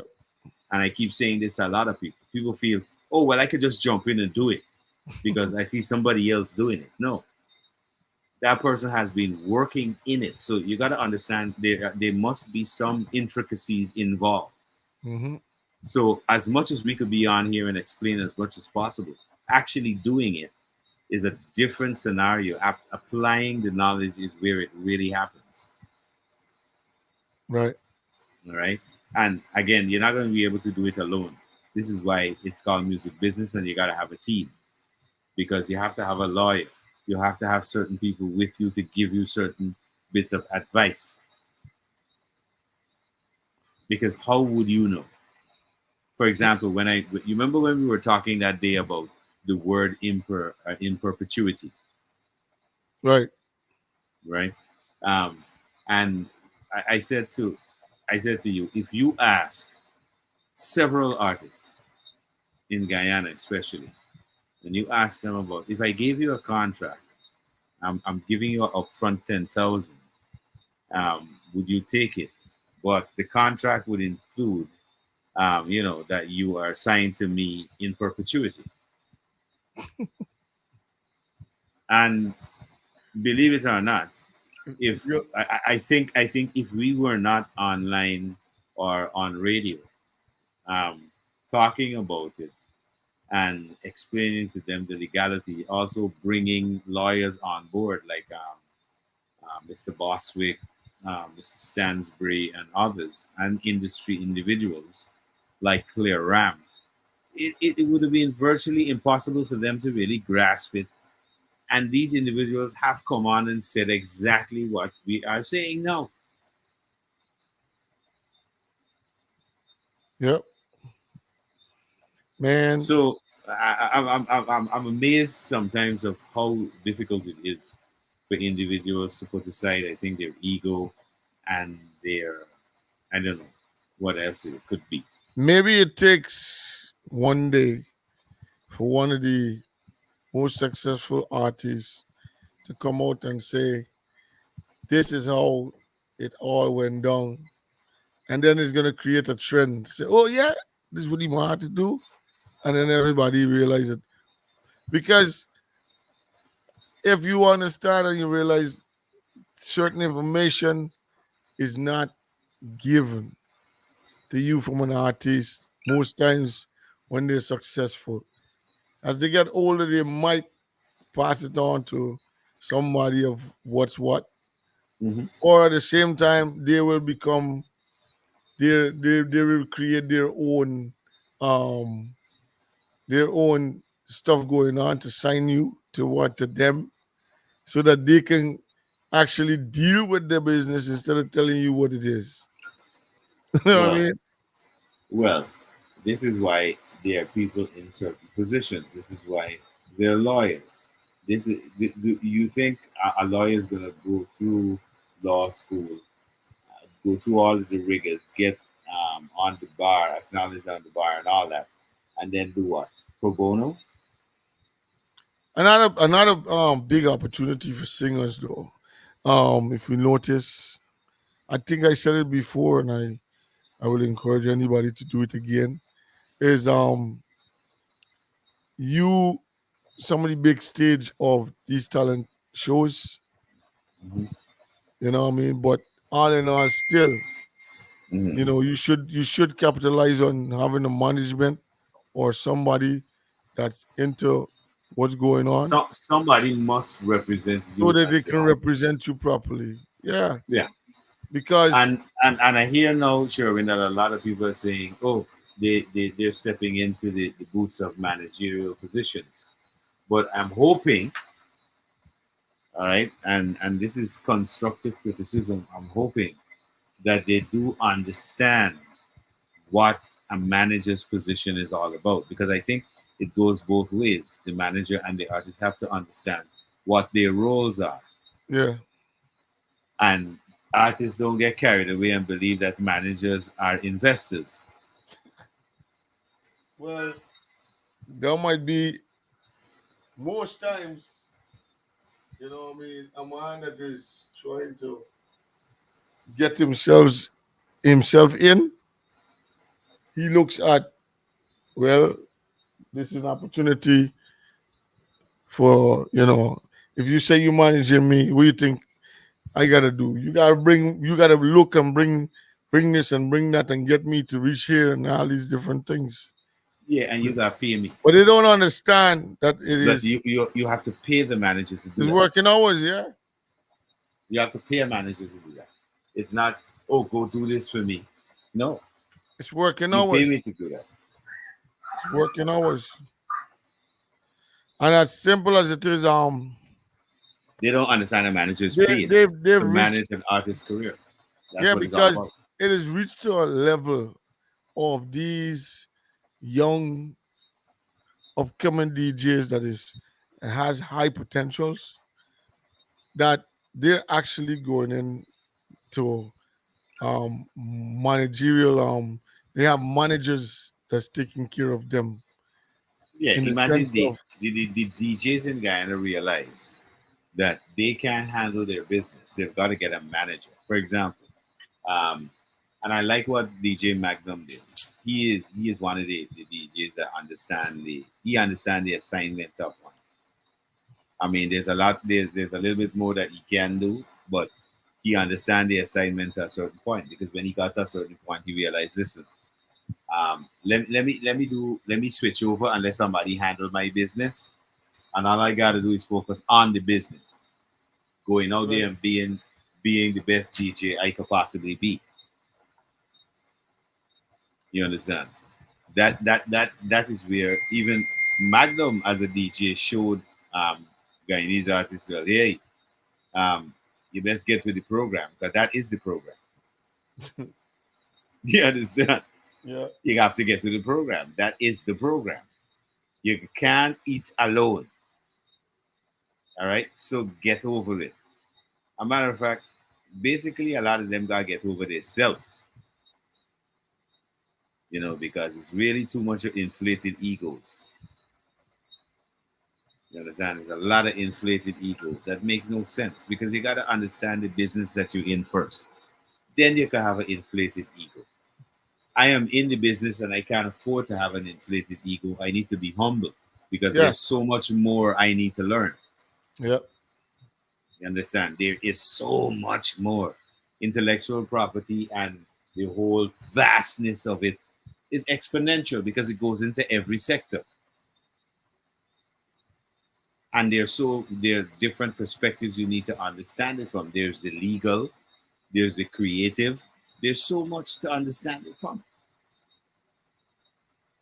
So we really have to get educated, and we have to pursue the politicians in terms of them in creating the environment for us to move, for that Mhm. growth to happen, and stop saying that, oh, we're gonna be able to do this by ourselves. Let's form a group.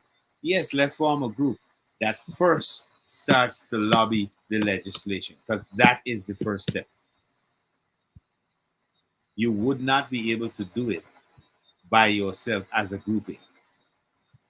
Um, We will be able to affect the politicians by saying, listen, we are a group of 6 or 10,000, and here what happened. We're gonna throw our vote behind the party that is going with IP laws. So once you guys propose IP laws in your manifesto for the next elections, that's where our 10,000 votes will go. That is what is gonna happen in Guyana because it's happening in Jamaica. That is the way they were able to get the politicians to look at the issue because the only way they understand you is through the vote. It's like they understand you through their pocket, and their pocket is the vote. So once you hit them right where it hurts, they understand. mhm. You understand? They understand that, listen, we got to deal with this issue, right? Because it's right there we get knocked.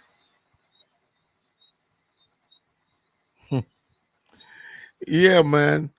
So today we're here and we actually talking more about and trying to Mhm. get involved more about what it is to make sure you move forward.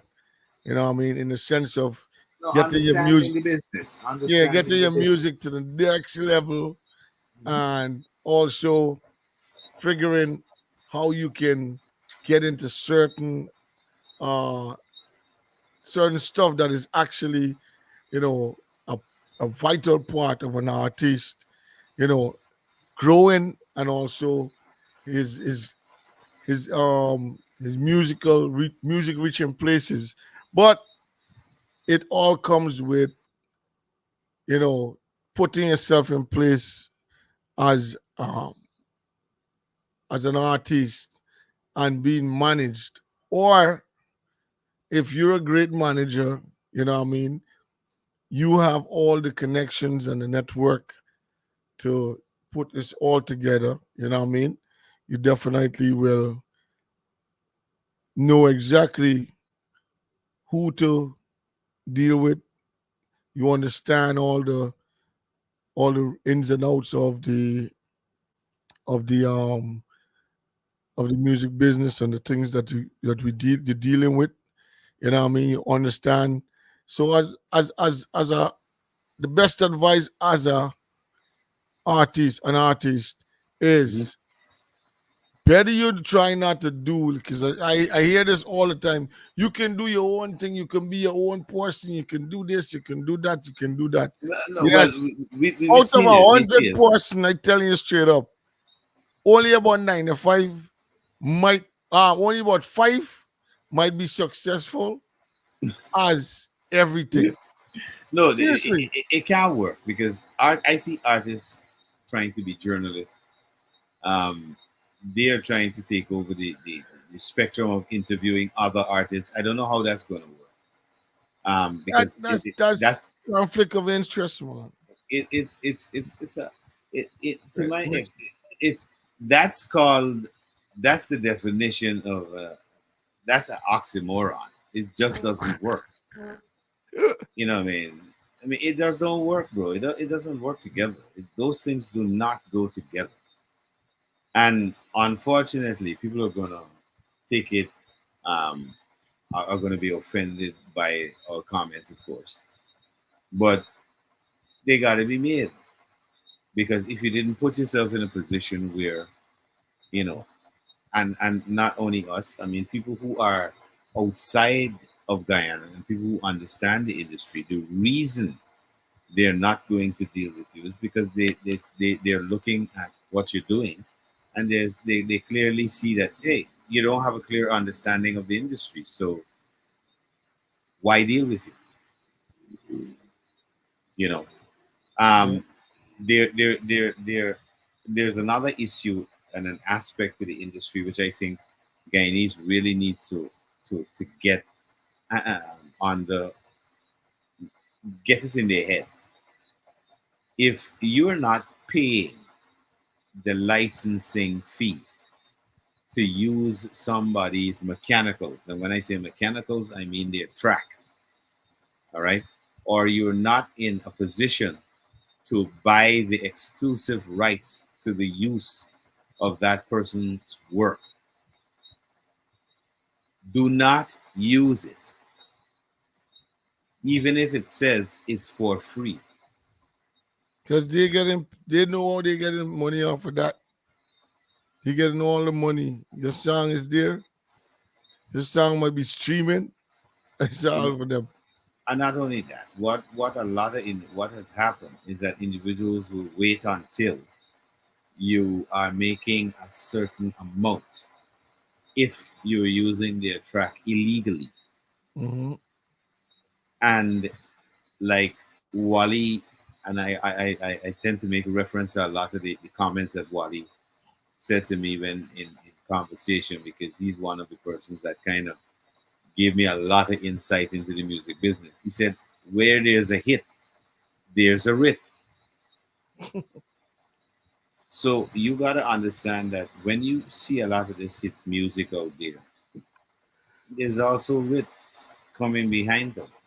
Hmm. All right, because people feel that they have been part of the process to influence you in the direction of creating that material, Right. and especially if they were there and were really instrumental, they're gonna be, they're gonna be, they're gonna want to share the pie. Yeah. So we have a far way to go. We have to understand that it's about working together, cooperating, using the best people in the industry in order to propel it forward. You can't use the individuals who don't understand the industry to propel it where? To propel it where? Where is it going to go if the individuals in it are not educated in it? So the basis of it has to start with education, mobilization, lobbying, lobbying in the sense where we have to take it to the standpoint of we are going to take it to the vote. If we are not going to get the issue of IP looked at, then we will withhold our votes as the creatives in Guyana, which is definitely more than 5,000, which would Yeah. affect a seat in parliament. Because little do we know, 5,000 votes is a seat in parliament in Guyana. So understand what we have as a grouping in our hands to play with. Yeah. You understand? And once we work on that aspect, we are going to get the government to then look at the legislation and change slowly and implement what we need in our environment to grow. You know, because Definitely. I'll show you some initiatives which I thought were excellent.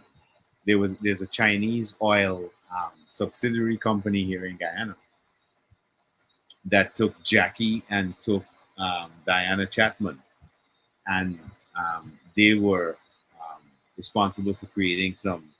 I think some music and jingles for that company, right? That was an initiative which I think that, what happened to the Guyanese companies? Didn't they see the need to support the culture and to support the arts and the growth of the arts? Because this is the investment. This is where the private sector investment should be going. They should be more involved in the sponsorship of the creatives. But because the creatives are not organized and they don't understand the organization to organize means to have power. Because then you can affect not only the private sector, but you can affect the electorate, the government. And that is where you get them now to come to the table and say, okay, what do you need? Yep. Because you're rattling the cage. You're not just sitting there and saying, well, it is what it is. At some point they gotta look at me thing, man. Because this is how we Quarrel, approach it. quarrel, quarrel, quarrel, quarrel. And then when the person turns and say, okay, so then if What I you do, got? do so, what you gonna do or what you got here? No, what And you then got? and then suddenly you just go dumb. Nobody knows where to start. They have no plan, but it's just reaction type of behavior. I think, So, sure, in looking at the situation realistically, I think a lot of the Guyanese creatives have a problem with certain people being the persons who are looked at as the representatives of the creative industries in Ghana. I think that is the problem. All well, right. I tell you, let me tell you something. Sometimes it takes a child to make you understand something, and to have a child teach you or get you aware of something, it has something called humility. You must be humble. Humble. Must Yeah. come down to the humbleness to Humility. understand that I can learn if even it's a child, Of and I course. should be humble enough to listen. I will make sure that I put myself in that type of place of not trying to say or behave as though I know it all or know better, but make that child understand that yes, I'm attentive. Mhm. I want to learn. I want to know the right ways. I want to go in the right direction. So since you know or you get the knowledge, I'm humble enough to deal with it. But this is what it is. Some people feel as though that the persons that is in that capacity, nah. Mhm. If I make you looking better than me, something are wrong. You know what I mean? Yeah, yeah, yeah, yeah. I see in the comment section, I see Chopo asking a couple of questions about a couple of artists he says have come together to form and they want to do host an emancipation concert. What date would you suggest to hold that show and why? And why the venue is available on Saturday. The venue is not available for any Saturday in August. I don't quite understand that comment. But I think Martin said Chopo, it should be held in a day before the day or on the day after. Timing is everything. While the big event is held in Georgetown, they should hold their event in other regions. And this is something that I think is elementary. We'll event in E- another region. Exactly, it's I elementary. one What of the and places. look, you know how we know the government is actually trying to show them, hi, this is how you do it. The flag raising was held where the last time in Linden. Linden. Exactly. But one of the places that is, especially when it comes to music that's coming out from the the community or in the ghetto or in the surrounding, one of the Hmm. places that we've seen that has that potential of support is Linden. Yeah. They have been support, especially reggae music and the dancehall music coming out of these small areas. Yeah. They are fully engaged and they're fully supportive. Londoners seem to have more of a patriotic vibe to Correct, their own, correct. and this has to do to Sherwin. You got to understand that Linden is a bit isolated from the capital city because of its distance. Right, So it has managed to develop its own culture per se. right. All right. So they have more of a supportive. Um, I believe that was even from the days of football.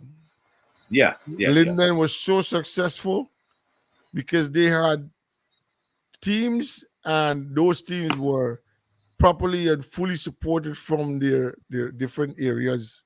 Hmm. And then whichever team, which is most times, reaches to the Kashif and Shanghai finals, Hmm. you know what I mean, is strongly supported big time. Yeah. Hmm.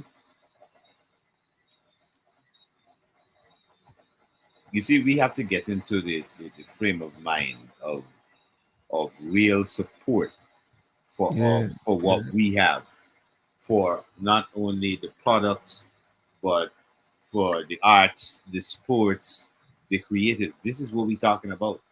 And in order to foster this efficiently and also to garner money because it's an industry, the laws have to be in place to enable it to work. Radio stations have to pay blanket license to air music. Venues, parties, hotels, clubs have to pay blanket license to air music.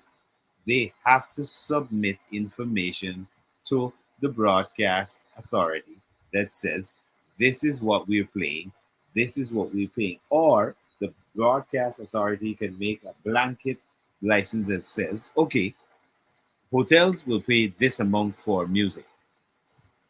Um, Clubs will pay this amount for the use of music.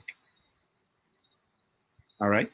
And it starts the process because you can't have people's work being exploited by individuals, and they're the ones who are putting in the work so that that music could be out there.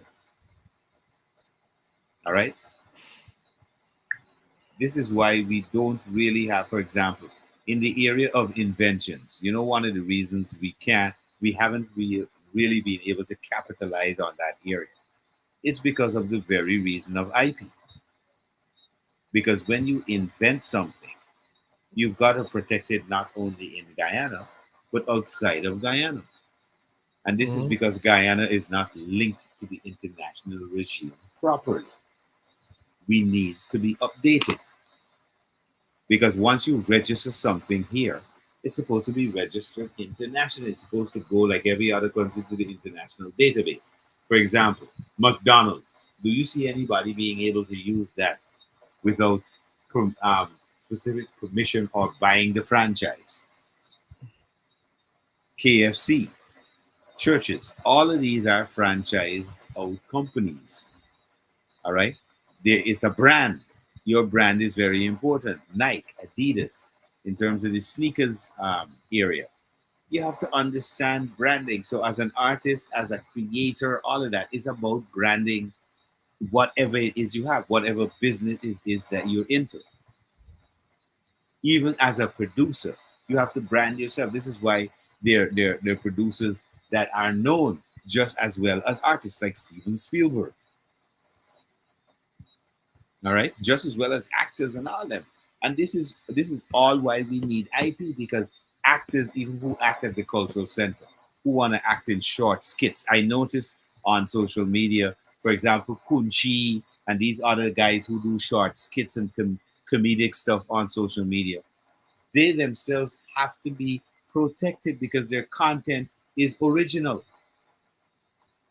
I saw I see Timo Hmm. won the producer of the year for the Soca Monarch. Hmm. I think he was I had a post like that, and Okay. a substantial amount of 10,000 US. Um, Hmm. I'm not sure how that is going, which is something good.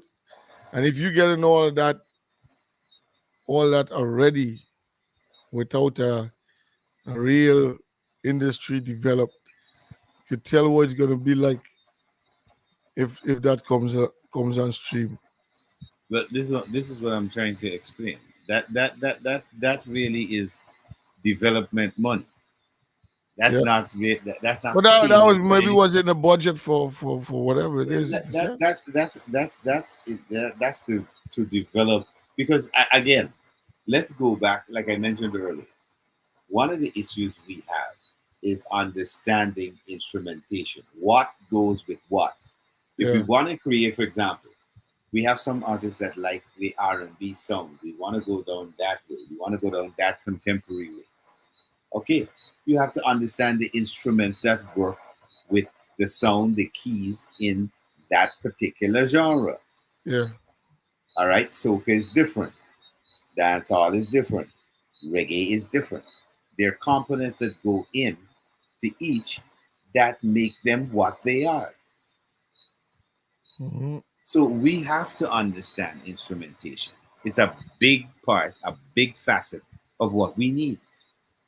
You understand? We can't just okay, I make a fancy beat. It's all over the place, right? Yeah, let's throw a couple artists on this. And the artists, because of their lack of understanding of they need guidance from their manager. This is why they must have a manager because a manager would say, "Listen, I don't think we should go on that. That's a waste of time." You understand?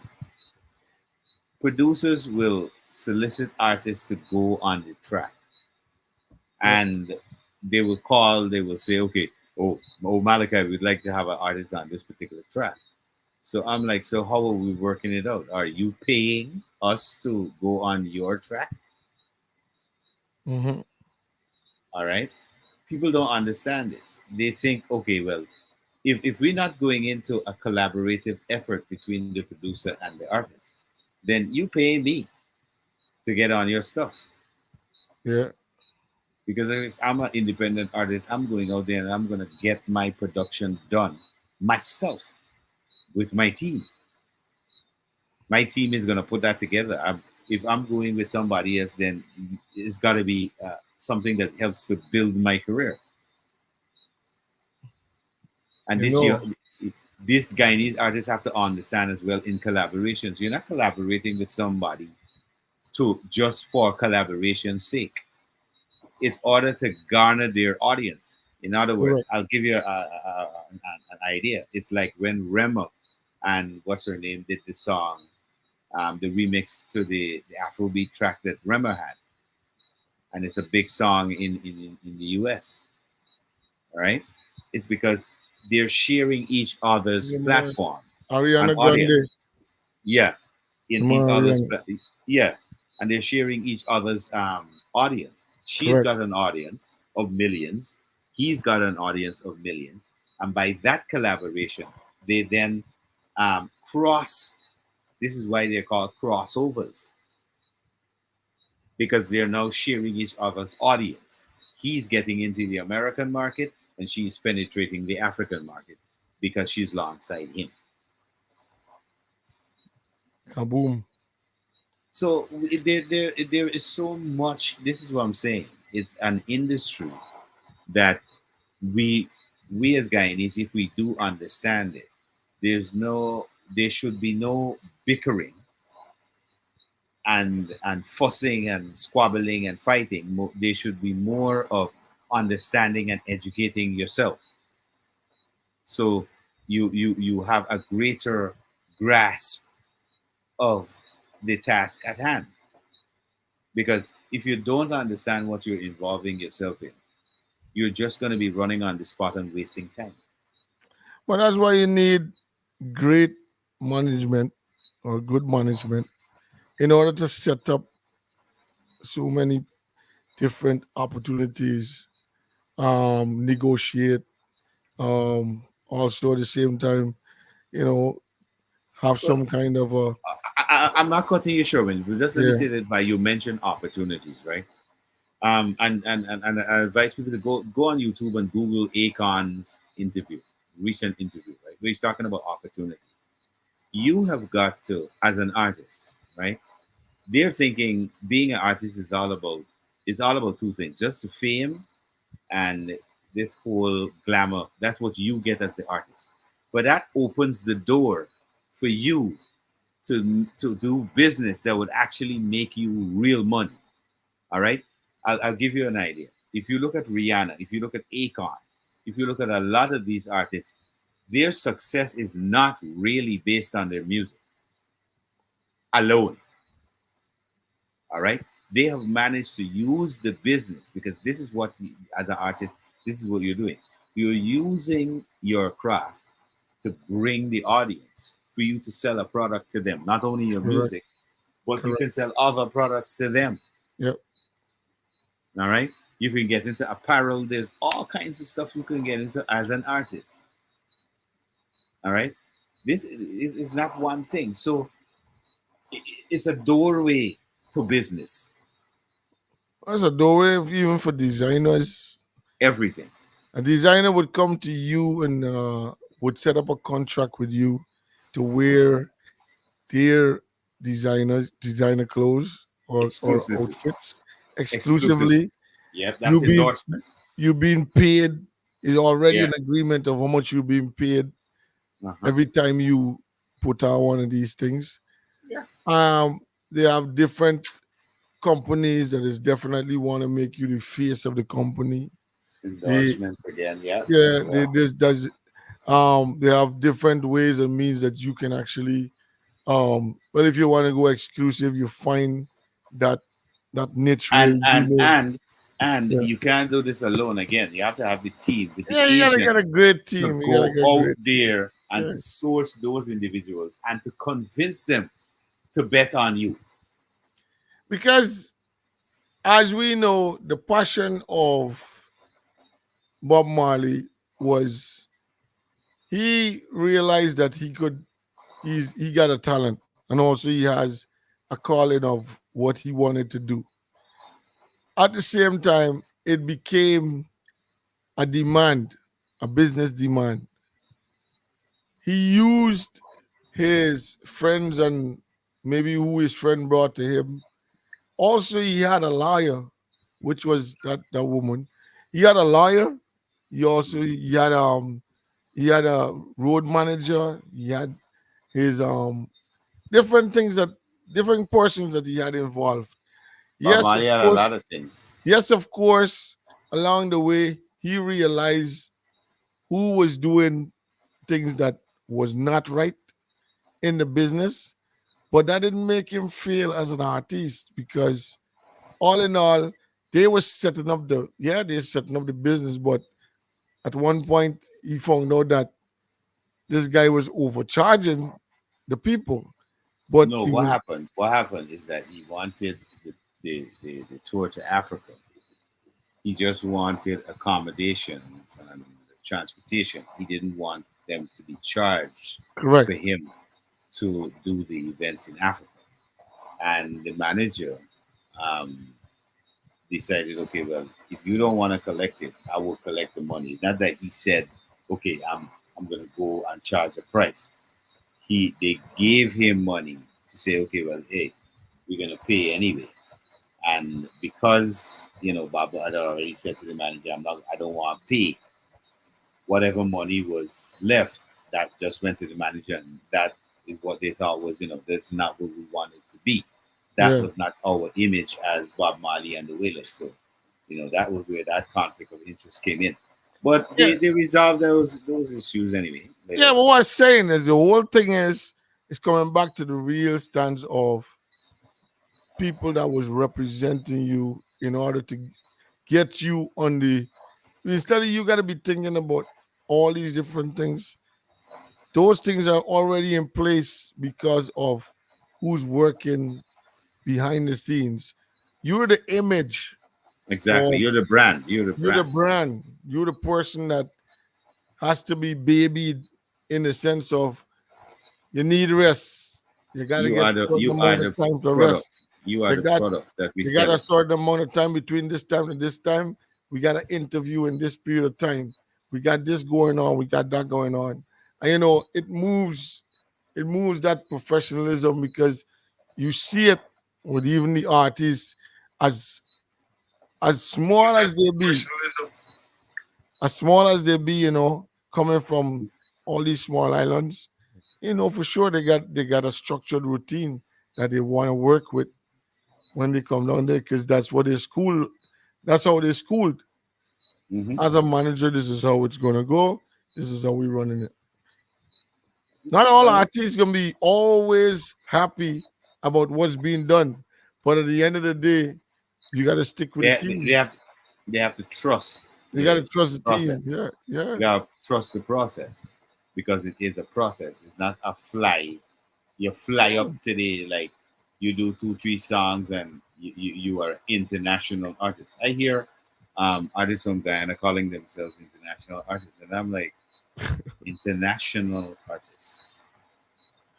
Interesting concept because I mean, international artists to me would at least have more than 200,000 um, listeners per month on iTunes or Spotify or AudioMac, one of those major platforms. So if you don't even have that amount, you are still a struggling artist.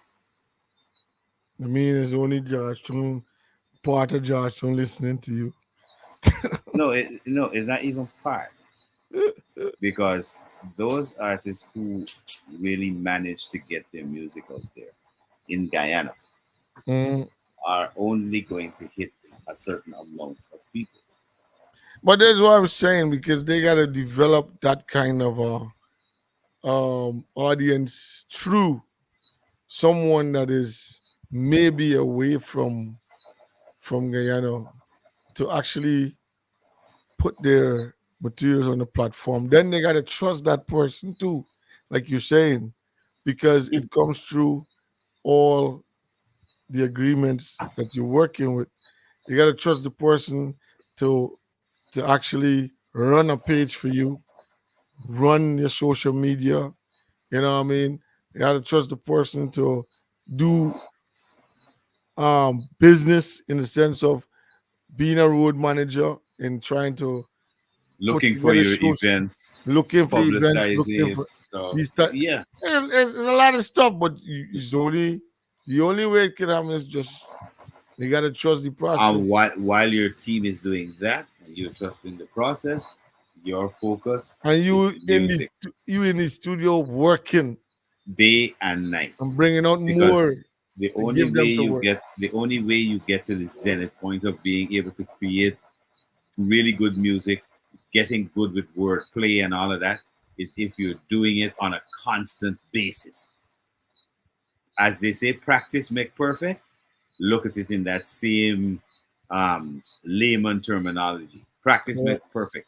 So if Mhm. you can't tell me, oh, I do 20 song, man, 20 song, and you call that a career?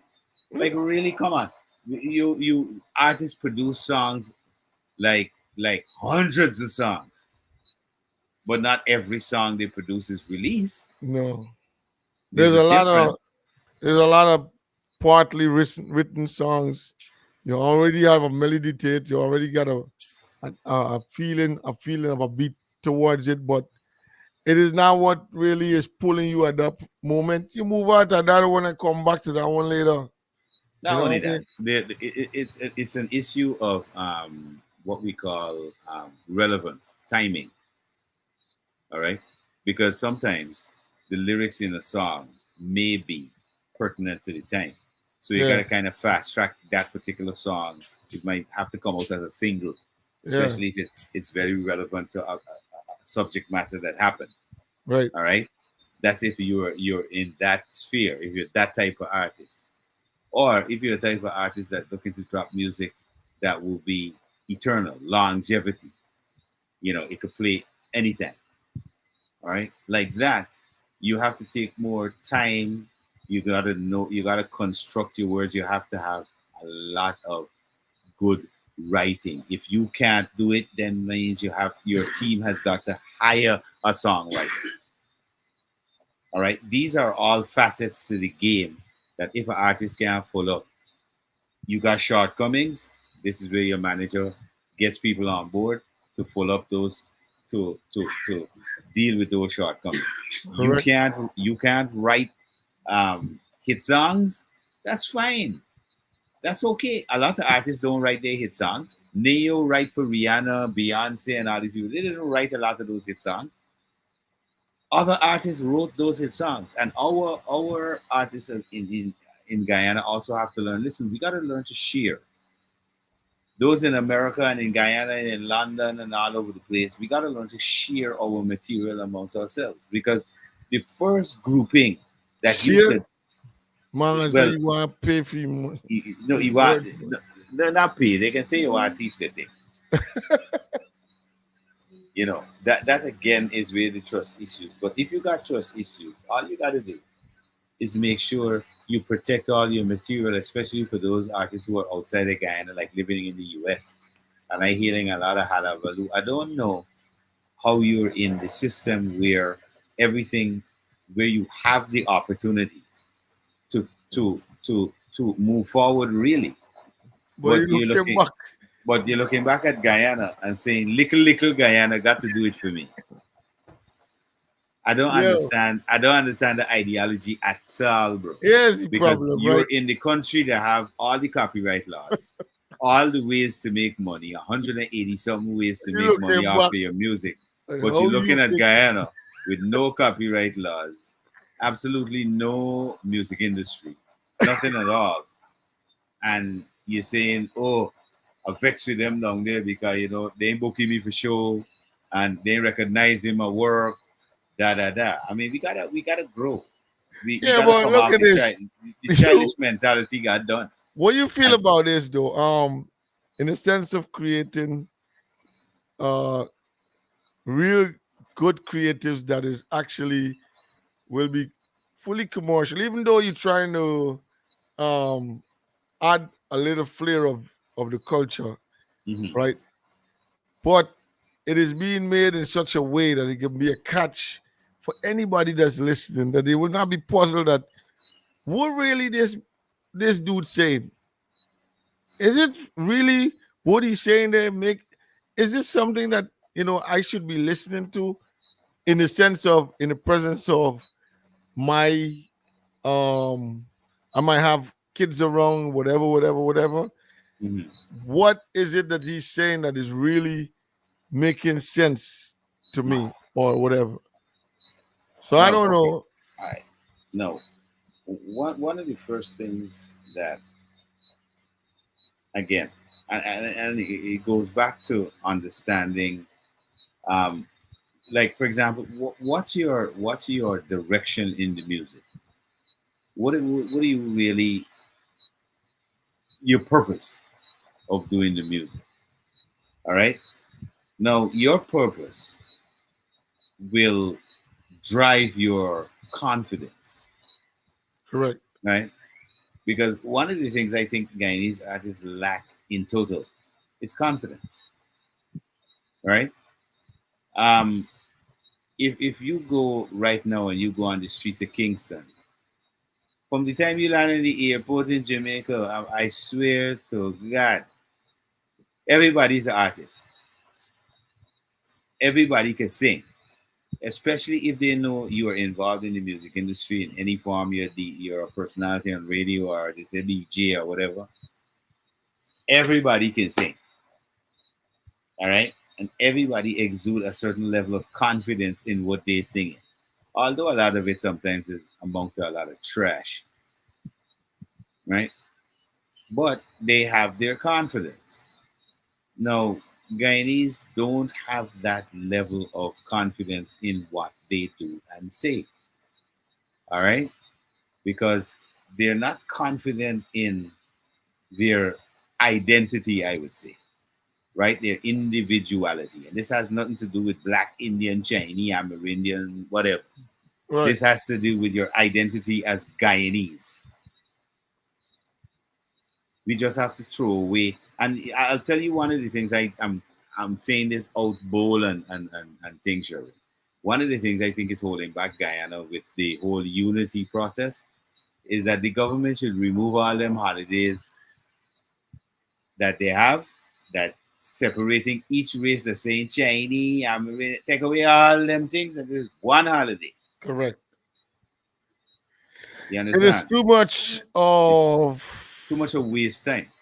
yeah, it's too much of um single identity. Yeah. You're singling out It's a lot of singling out, a lot of and with that now, it causes that kind of those are oh some of the crutches that yeah, help to propagate and yeah, the segregation in the whole coming and I together. still don't understand because that's mostly how the politics runs.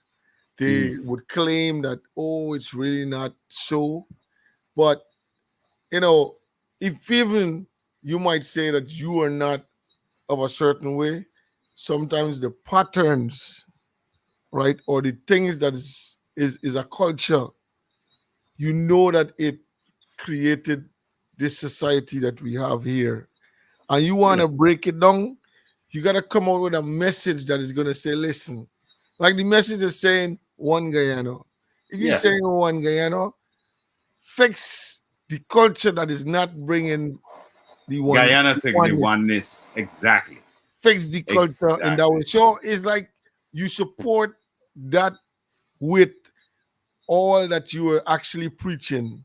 Once you say And one the, Guyana, you have to have right, the things that initiatives you're that showing make it off, one Guyana. brushing off, putting aside, and let people know, yo, listen, y'all ain't doing this no more. We can do it because we want to make it just like we saying and trying to put it out as a concept. We make sure Hmm. that we practice what we preach. It is going Exactly. to come like that. But you know, this is the politics, and it's the way the Yeah. politics depends on this type of system. And they try to say, "Oh no, it's not. Though. You see, this is what's going on." But it's the same thing you see. You old enough to you're not blind. You see that's going on. Um, in the sense of um what we're fighting for right now, others are staying quiet because they're getting a better something off the thing. Like, yo, No, I don't make they, noise. they're getting better support because I'll give you an example. Simple as Um, that. So they stay the quiet instead of the saying, hey, reason, we come together because if you think about it, this really is beneficial for a broader or a wider um, future of what our industry okay, is. all right. Not just, Let me break it. Let me just break it down like this, Sherwin. yeah, The other day there was a chutney show in Berbice. All right, I'm just giving you and for those people who are thinking about race, take that out your mind. All right, there was a chutney show in Berbice, well attended show. People were there until the end. You understand me? Guyanese and Trinidadian chutney artists, Hitman, Ravi B, all of that I tell you was there. All those people were there. All right, performing. Now it was well supported. Now, people were saying, oh, well, it's Barbies. You know, all Indian people gonna go out to them chutney show. Okay, that's all well. It shows that they're one, supportive, and two, they're patriotic because Terry Gadraj and those artists were there and people came out to support their Guyanese artists in Berbice. right. All right, let's juxtapose now and come to Georgetown and put on, like, for example, Jomo had a Jomo and Friends in Georgetown. Yeah. And these are some of the things that we talk about when it comes to Guyanese supporting their thing.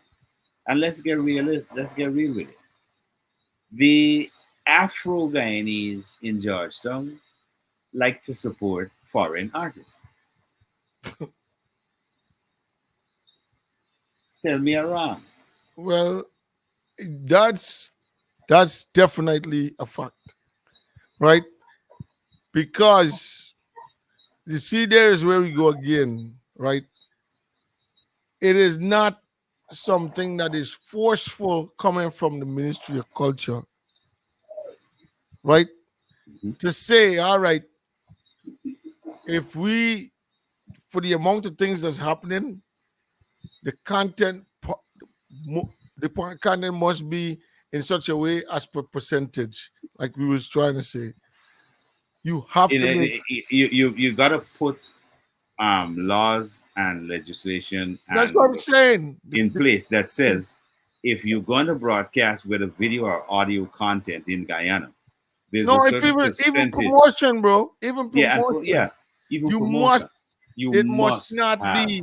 Yeah, you get a whole ton of people that's coming, just for your own um financial benefits. But at the same time, there is no patriotism of who's coming or who we can actually attract to come and learn about what we got here. But sure, when the funny thing about it, if our artists were all together, right, in a body, and that was going on. You remember I had suggested years ago. It's a simple thing you could bring the politicians to the table. Just and the promoters will catch themselves. Just boycott every show. In other words, they're gonna bring in. Let's say they bring in any big artist. So the big artist is gonna open and close. You think that gonna work? Nah, that ain't gonna work. That ain't gonna work. They need the low That's one. the artists on the ground. So they Two, don't understand their worth already. two, you gotta people gotta stand up and say, listen, all right, I'd rather put my stuff on stream rather than you try to create a forward off of it. You know what I mean? You work towards a different. You see, this where even like Martin was mentioning it the other day, and I even overheard Gordon make the mention of it. The amount of stations that's owned by Guyana as By a the state, government.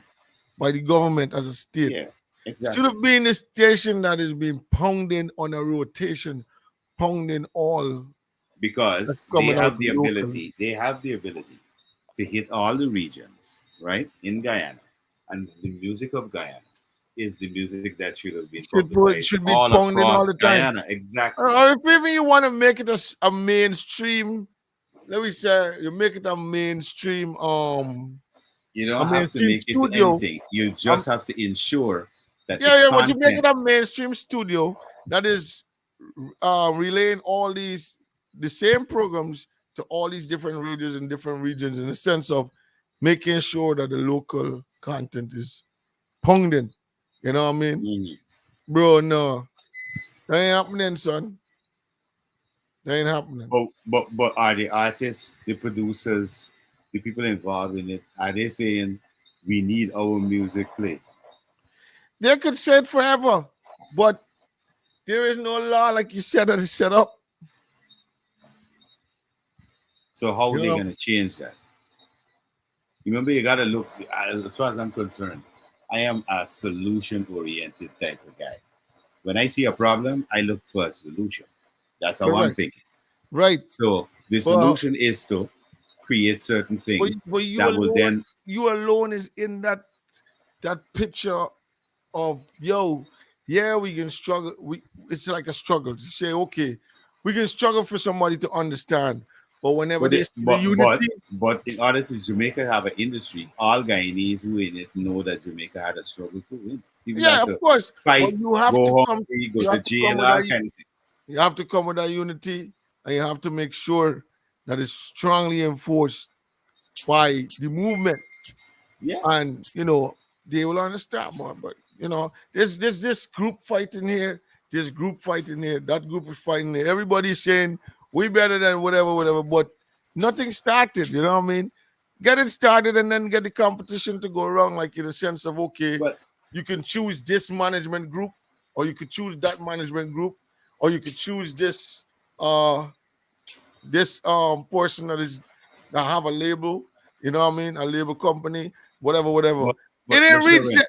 It didn't reach. you There's a reach cat. There's a cat before the horse. that's the cat before the horse right there, So you right? need to get Because that. Yeah, we bro. It's sick, it's man. sometimes it Everybody really fighting one another. Everybody backbiting and talking in secrets here, there, and everywhere. Yo, we it really need to gets get this thing annoying. together, fix it, get it to work, get it up and running. You know what I mean? And then after In that, order to fix it, Sherwin, in it's every got to be competitive. organization, there's something called transparency. All right, It can't come from any it any cannot come from a group. organization or any grouping that's going to be formed has got to be transparent in every aspect of it. That's why no monies should be injected in that group from any entity. That group should be a group that is passionate enough to take it by step, take it to the ministry, and enforce the ministry, which is dealing with what it is as per culture, music. Force the ministry to say, okay, we can take it to Parliament. We take it to Parliament to lobby, and also, if possible, take somebody that understands what it is that has to be. It wouldn't be one person. It Well, couldn't of be course, one person however it is put because together. it will be a grouping. It will be a But grouping soon because as there you will be look at like several some of these aspects of groups, the industry. but what is some of these groups is saying, they want to lobby to get money to run the group and to um support the artist, this, that, whatever. That is where the problem comes along. Because it takes away, oh yo, it's a handout. We can collect the handout, everybody can get a piece. If you get a problem, come to me, I can figure out how I could try to. But at the same time, there's no industry, bro. No, well, you can't have an industry, especially if the government is operating the way it is, because the industry really is a competitive one. All right, you are defeating the purpose of competitiveness if you implement a situation where you're giving out grants so that students, anybody can have a studio, they can build their own studio, da da da da da. Yes, that is good to a point, but a lot of these people who are getting the grants, are they musically inclined? Have they studied music? Do they understand scores? Could they read them? Are they actual qualified engineers? It look, Sherwin, it's so much No, I that we believe have to get to the point and stop fooling so. around We and we could making do ourselves look we could stupid. do like older government. Um, there's professional engineers in the CARICOM hemisphere that Mm. is that is certified, or maybe that can certify someone an engineer, because they might be that. I'm just suggesting, right? Or Mm. like previous governments did, send you abroad to make sure that you are certified. But Sherwin, as it is right now, I have I have gotten the okay from 30 individuals Mhm. from the UK who are in the music industry. We're talking about players of instruments.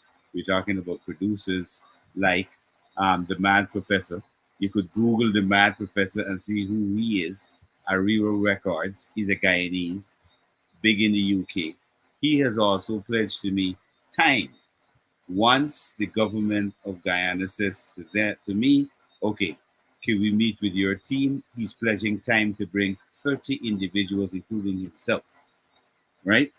To come and to do workshops, training workshops with schools, with producers, with marketing agents, booking agents, all those type of individuals are all Guyanese who are in the UK and in the US who have pledged to me, listen, once you can make this happen and you could get the government to say, okay, let's look at bringing in our own people who are already involved in the music business outside of Guyana who have the knowledge. We can bring them in and help them to start the process of that development because you can't say, okay, we have an industry. It's got to start from in school.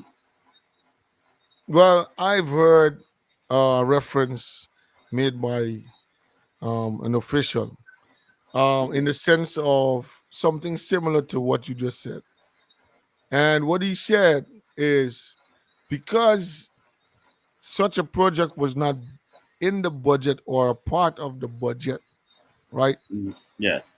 Such a project, if someone is suggesting something like that in Guyana, Mhm. what they should do is make sure that, okay, you've been patriotic enough. We know that this is not something that we've covered or we're catering for. We will welcome that you come to actually give that kind of a knowledge to the people or help or exact whatever, etc. Educate, basically. Right. But at the same time, maybe if along the line, while in the process or so, we can actually help out with a few things so that this whatever could be successful. But you must not come with a projection of, okay, the government got to give you so much money in order to come.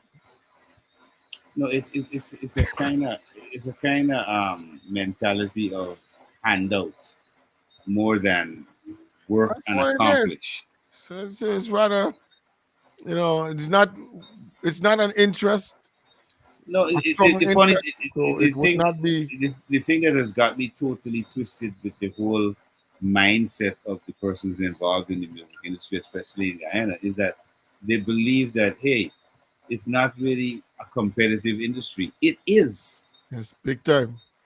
It's a big time competitive industry. This is why you have, if the music industry, anybody could get into it, we'd had anybody as big stars. All right. Can you Although, imagine the amount of money one mhm, artist that lives in Guyana, right? Can you imagine the amount of money that he generates and brings back into your country whenever he, or if ever he becomes big and mhm, comes back home and actually is residing in your country? There's a lot of mhm, money that's coming back into the country, and if you can get so much artists to reach to the levels where they can actually start touring, but mhm. they reside in Guyana, that's where that's how an Money coming economy in. For stirs example, for example, big time. if you took the monies that we've invested, and again, you can't beat the promoters with a long stick and say, oh, them ain't taking Guyanese artists and all that. I don't believe in the foolishness. Because again, if you take Jomo and Friends as a reference, you can see where the support went. All right. It did not go to that event. One of the things we have to stop doing is stop. We have artists, yes, they are right, but they're not the cream of the crop. Our cream of the crop artists, a lot of them don't live in Guyana. For example, we have an artist by the name of Militant who's got a Caribbean hit for years since in the 90s called Hot and Groovy. All right? Show me. Was he ever brought together for that song? All right, that's what I'm saying. The only people who bring in Militant to Guyana is us, our team. So All right. Militant he was never actually got. no, for any event. Look, they had enough soca events in Guyana. And Militant, who is one of the biggest Caribbean soca artists, create groovy soca in getting booked in Guyana. All Well, right. but can you imagine paying for the amount, paying for the amount that you paid a guy, the giant of South Africa to come from Africa to come, right? Uh-huh. And I'm sure it's gonna be far less when you have a giant, but because the country did not actually uphold that patriotism Mhm. to make the younger people or the people that's coming up from that era, right, to be Mhm. aware of who we got that is so much big. But on the flip side to what I'm saying and what you're saying too, Sherwin, our artists and our management teams or the people who behind these artists in Ghana don't understand that in some cases, for example, if I wanted to showcase an artist and I wanted them to make the biggest impact, Sherwin, I would go to the promoters, like for example, Hits and Jams, and I would say, how much can I pay you to have my I can't even say relatively unknown, my unknown artist on stage, on the same stage that Burna Boy can be performing at. Well, that that's something that we accustomed to handouts again. We're not No, accustomed to Guyanese artists can tell themselves who paying for go on a show. That's exactly. straight up. That's how they can think. But what they don't realize Ma is tell that me the straight to the man a say, lot of the artists you you watching now, they just pay to go on a show because they cannot listen. Let me show you this. Artists will pay to go on a show like Reggae on the River or Rotterdam or these huge shows that got 30, 40,000 people attending, right? You know why? If they put you on an event there, you can't pull 1,000 by yourself. no. But if you're on an event with big artists on that event, you are debuting in front of 30,000 people. So think about it in terms of exposing yourself rather than this stupid mentality of I ain't paying for go for no show, but does it back to front as an artist, me in the punda. Well, you best wake up. A lot of the individuals you see pay to go on shows, including Jamaican artists. This is why they get popular. Because they showcase in front of thousands of individuals.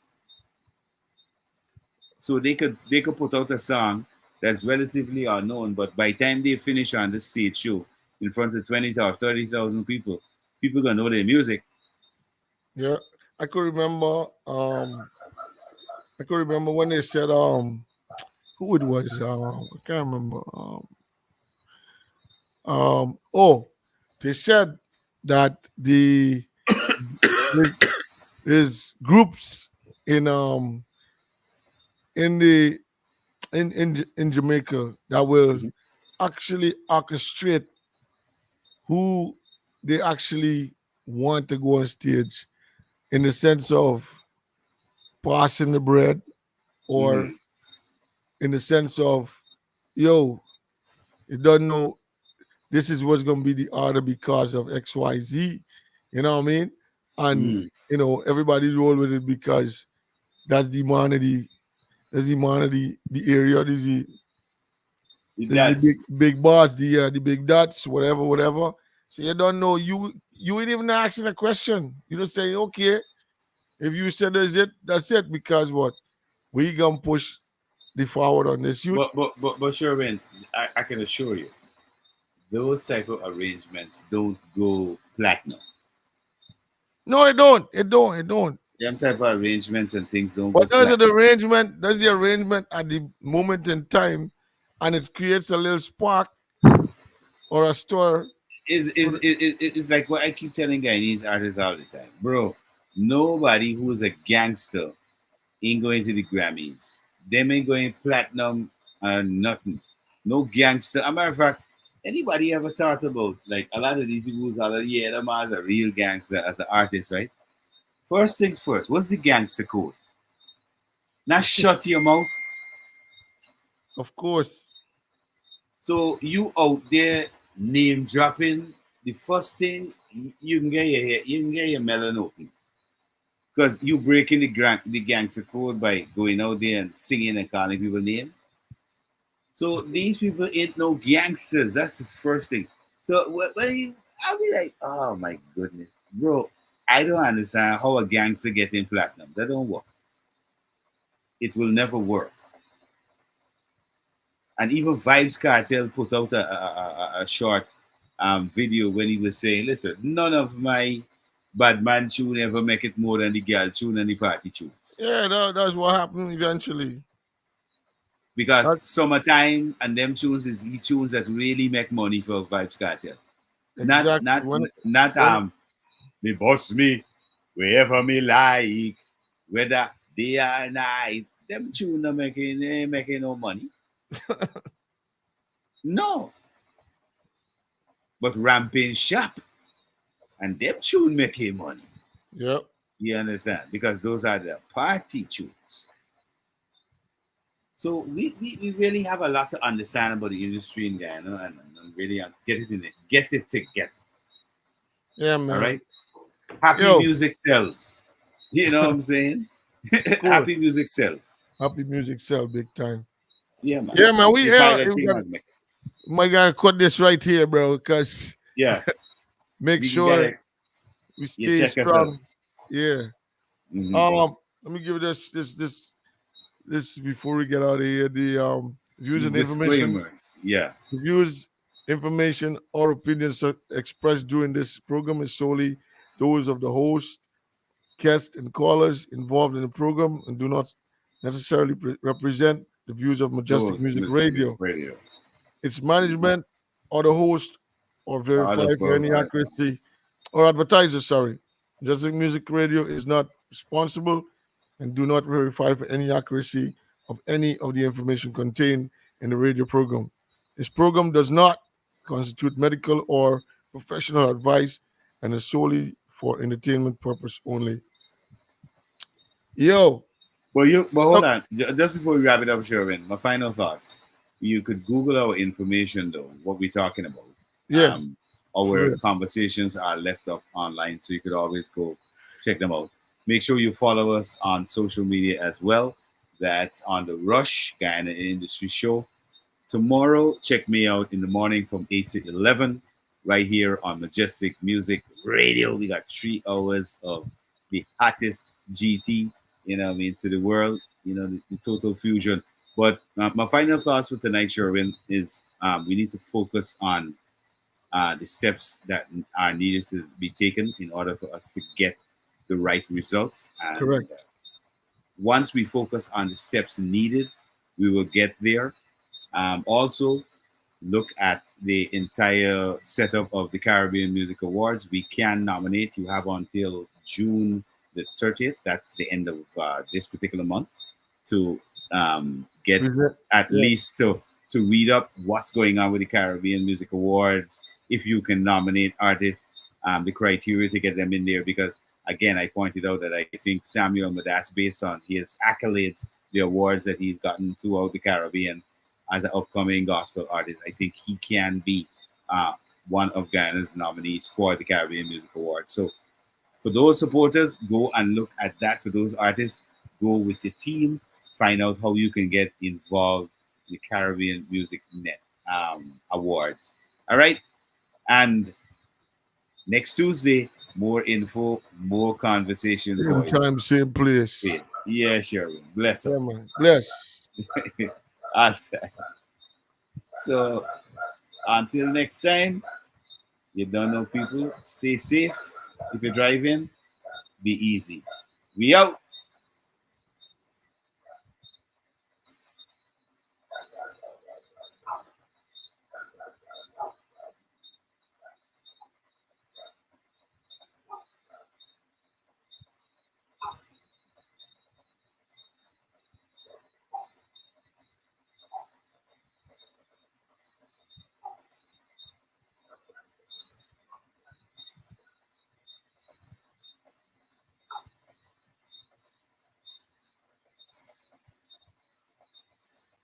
Stars among stars.